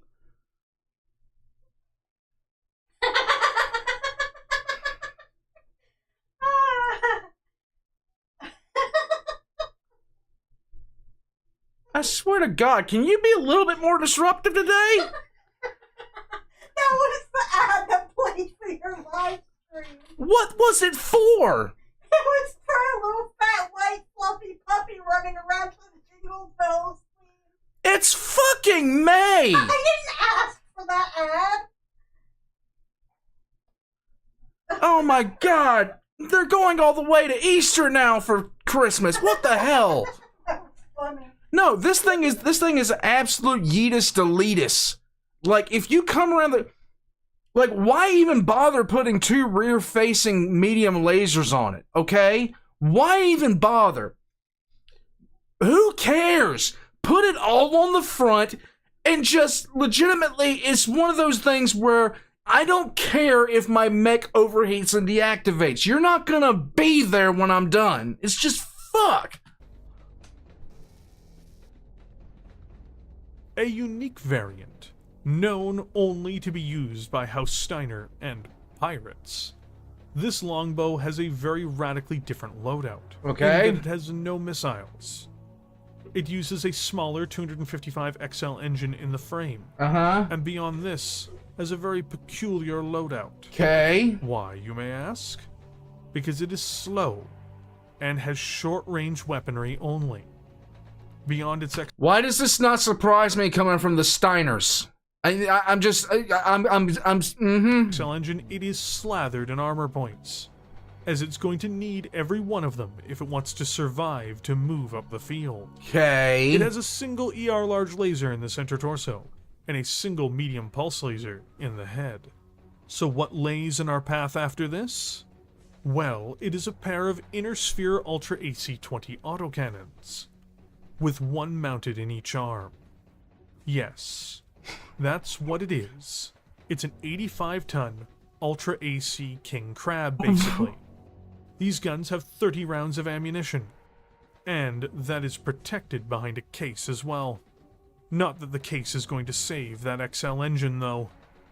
I would be a liar if I said this was objectively a good mech, for various reasons, such as it being slow and having a restricted range to operate in. But if you do get caught by it, God help you, because no one else can.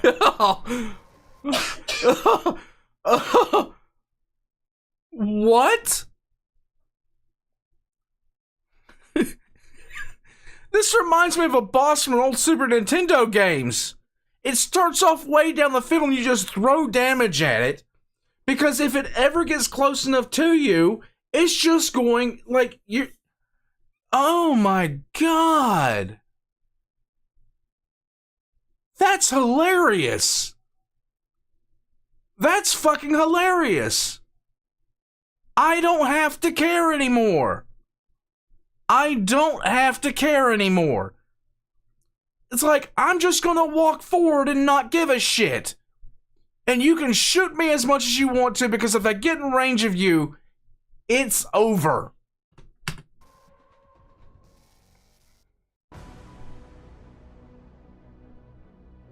Dude!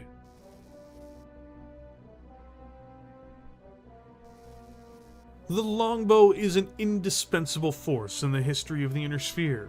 More importantly, there are few mechs whose story extends as far back as the Longbows, and continue Yeah, point man, it's an Irby on meth. What the hell? in their original role and purpose for the length and duration that it has. Built to be an answer to the Archer in the Wait a minute. It is an It's an Irby in its final form, because look, it has the two trash cans on the side, and it's gonna dumpster you. beginning of its operational life, it did just that. Only it improved on everything the Archer was. As technology advanced, the two designs would diverge further, if only because of the scaling of their weight brackets, and the realms of what was possible as a result. The Longbow remained a steady, reliable LRM delivery system for 500 years in its 7Q and OW forms. It would survive and thrive throughout the Reunification Wars, the Star League, the Ameris Civil War, the Apocalyptic Succession Wars, the War of 3039, the vicious fighting of the Clan Invasion, Operations Bulldog and Serpent, the Fedcom Civil War, the Blakest assault on the Inner Sphere, and the rise and fall of the Republic of the Sphere, and even now it thrives in the Ill Clan era. In all of this time, this Goliath only started to change with the arrival of the clans. Only because of the stimuli of clan technologies as well, it should be noted. Now, it is one of the most adapted and modified chassis in the history of Battletech, at least for a non-Omnimech. A simple, rugged, reliable machine, which is broadly supported, has parts access across the Inner Sphere, and is available in huge numbers if needed. That is what it is to be a Longbow, and this is always available to fulfill the roles typically of a dedicated fire support mech. When the Free Worlds League first forged this monster in the 25th century, they had no idea that they had a war-winning, spectacular design on their hands until much later. Since Dude, the fact that the Steiners made the delete button of this mech version at close range just shows the Steiners disrespect the Marks on a day-to-day basis, because they took the long-range, like, Megadeth platform and turned it into the biggest middle finger they could.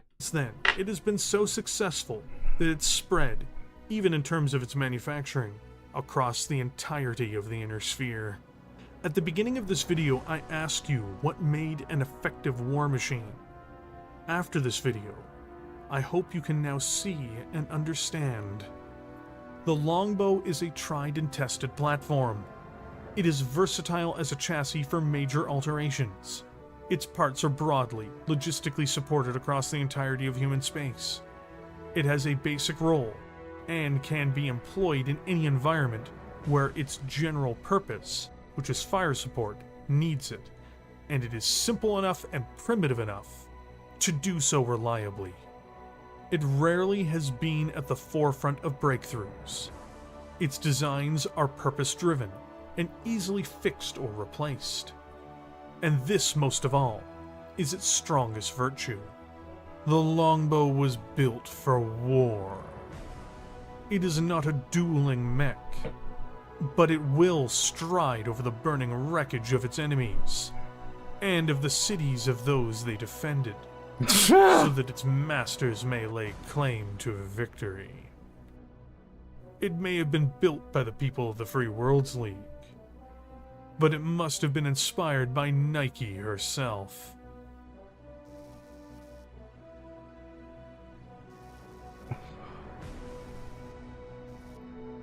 Wow.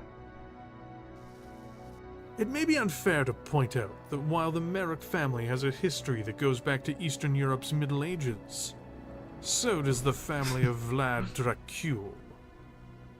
From Revolution, Merricks, and you. Nice.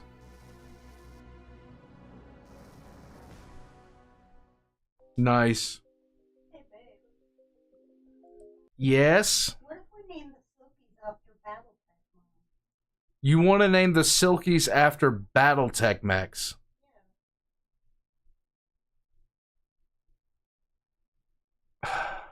It had to be. It had to come to these guys. I know. That'd be pretty cool, though, don't you think? Eh? Thank you for joining me here today. As usual, if you enjoyed... We're gonna have to figure that out. I'll have to have like a poll. Well, one of them is gonna be Irby, the other one's gonna be Mackie. One's definitely gonna be Irby. Yeah, one is definitely gonna be. Now, somebody mentioned doing a raid. How do I eat? Like, let me see how to do that, because I'd love to do that to him. 1, 2.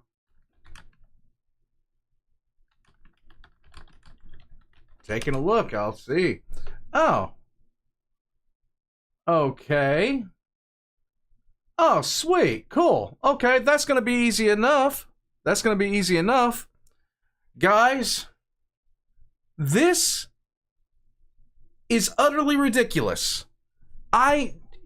Every single time I thought I've come close to the edge on this, I see a new map that just blows my mind at how much is just different, how much is gone, how much is just plastered all over the place. I don't even know what to say about it. It's just flat out amazing. So, in essence, there is hundreds of years of lore that I didn't even know existed. Just didn't even know existed. This will be like reading the Horus Heresy series and not realizing there's another 40K out there. You know? For me, at the very least. Because I've gotten, like, I often tell people that if you want to understand 40K lore, you have to know that flat out, I could explain the basics to you, and it's going to take me legitimately all day. Oh, guys, thank you so much for joining me today. We're gonna jump in to Big Red 40K stream. Everybody say hey to them and tell them the War Pugs are here for them. So 1 second, I'm going to try to do this. I've never done this before, but we're gonna give this a shot. Because I think it'd be nice, considering he is live streaming right now. Yep, there he is. He's live streaming. So, 1 second. We're going to go in and we're going to give this a shot. Thank you guys so much for joining me. And especially for everything that you guys said at the start of the stream. It's just flat out amazing. I'm just saying. Let me see. Hold on a second.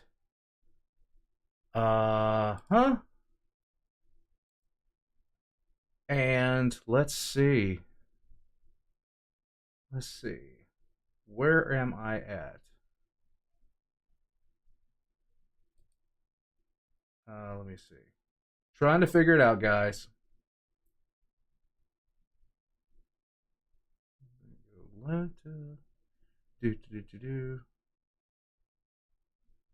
Where is that at?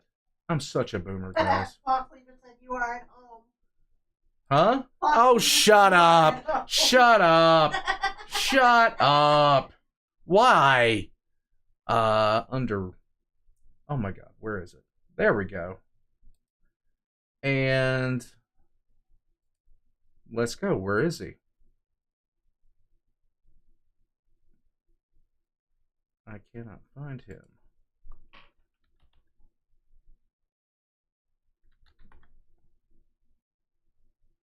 Where is he? I know he's on right now. I saw him on. Hold on a second. I'll find him.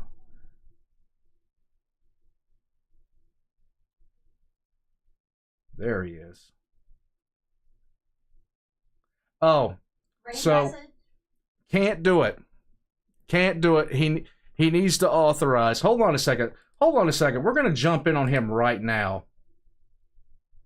Who is it?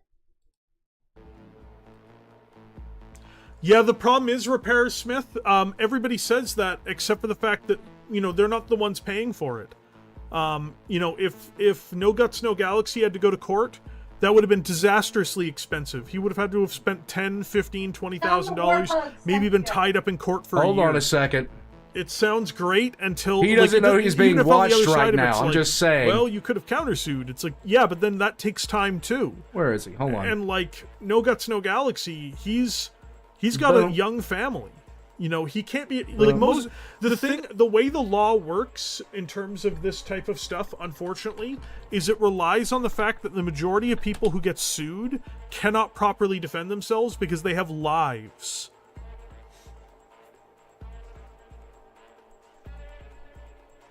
As good old man reacts.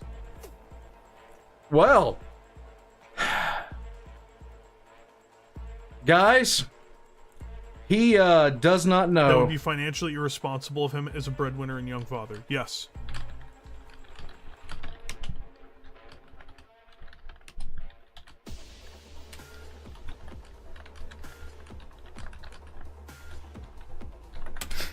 So I just tried to raid you with my stream, but no. Well, that's okay, old man reacts. I've heard you've been watching some of my videos lately. Yeah. Well, hold on. We need to have a conversation. I don't even know how to enable that stuff, old man reacts.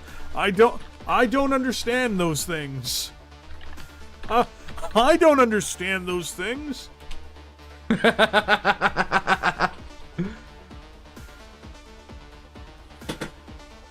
Let's mass Mark invade. Tyrion understands. Huh? Let's mass invade.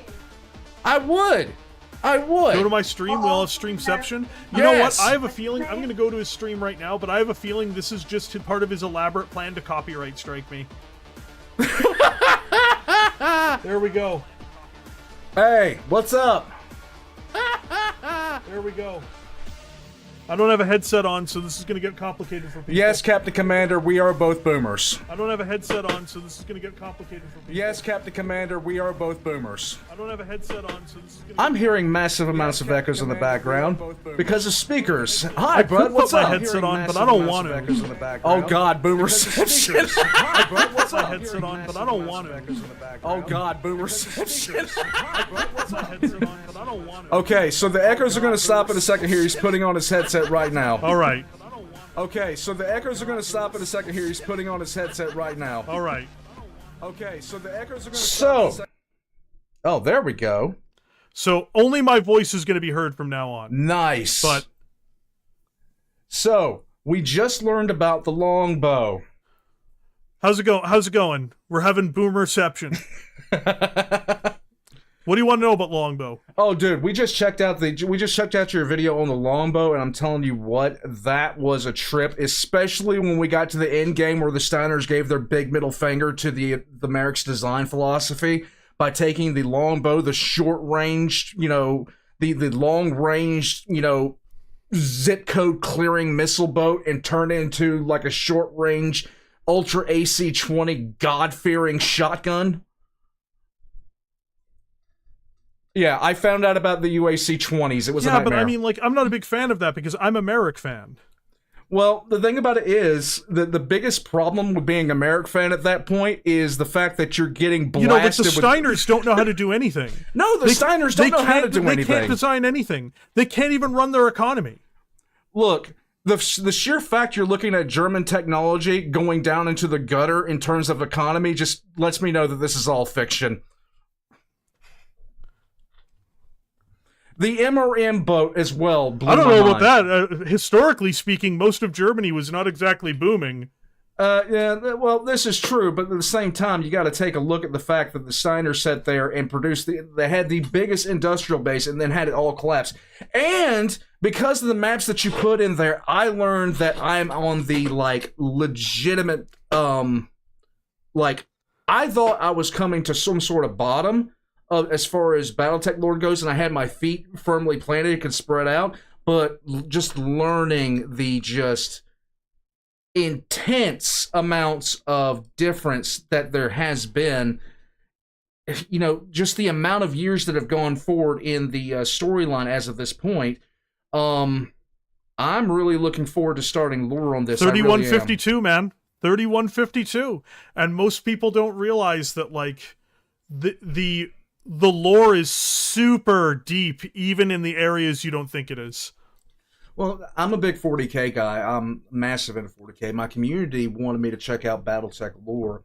and you know, it has been a thing for me, like learning about this franchise that I knew it peripherally, and I knew it from you know, Mech Warrior games, Battletech games from back in the late 90s, early 2000s, but I had not really looked into anything past that point. And, you know, at this point, you know, because of my community's awesome, by the way. They were having me, you know, look into, you know, Succession, where everybody wanted me to get to the clan invasion. I already knew about the clan invasion from the Mech Warrior games, but I didn't know it went so much further. I knew there was the Succession Wars, the clan invasion. I didn't know how much further the had passed. It's only since 100 years. Yeah, only 100 years. Only 100 years. And for some strange reason, it's only 100 years, around. dude. Yeah, well, I'll tell you this. I'm looking yeah, forward. no, like they've done an enormous amount of work on the franchise for, like, you know. We got kind of a delay, guys, so that's why, you know, we're starting and stopping a little bit. There is a delay. We're doing this really dumb. Yeah, it's okay. I'm not very smart, so I'm okay with doing things dumb. I have been telling them, like, I do 40K lore. I haven't done so in about 6 months. I just recently recorded a new lore video that I'm going to be working on, but I have been talking about doing Battletech lore for a bit now. And I'm getting, like, I've already bought a whole bunch of the source books from a Humble Bundle deal that was happening a few weeks ago. I'm pretty sure you knew about it. But I already bought a whole bunch of the source books, and a couple of people have been sending me messages in Discord. Yep. And one on Steam named Hank saying, Healy Lord, that doesn't seem to understand there's better ways to communicate with me, and basically asking if my wife is high tonight because of the way that she was laughing with me, and basically asking if my... Not tonight. Yeah, no, but yeah, I'm looking forward to doing lore, like, flat out. But I'm gonna get off of here, and yeah, man, like, it's a fun thing to do. The best recommendation I can make is read. Yeah, like the worst thing I ever hear is when someone calls me a lore master or whatever. I know the lore pretty well, but before I make a video, I read a whole bunch. See, that's the thing that people don't really understand about making lore, is the fact that you've like don't just do it off memory. So one of my favorite videos that I ever did was on Latara Sarin, and it's my favorite lore video that I've ever done. That and Hermann von Straub are my two favorites that I've ever done. And I had to read 64 books to find out the ending of what happened to really happened to Latara at the end of it. 64 books to get to that point where I could sit there and scream into the microphone at 2 a.m., waking up my wife and two of my neighbors that I fucking called it! You know, just... tons of stuff goes into this. Oh, yeah, there's so many books, Goblin.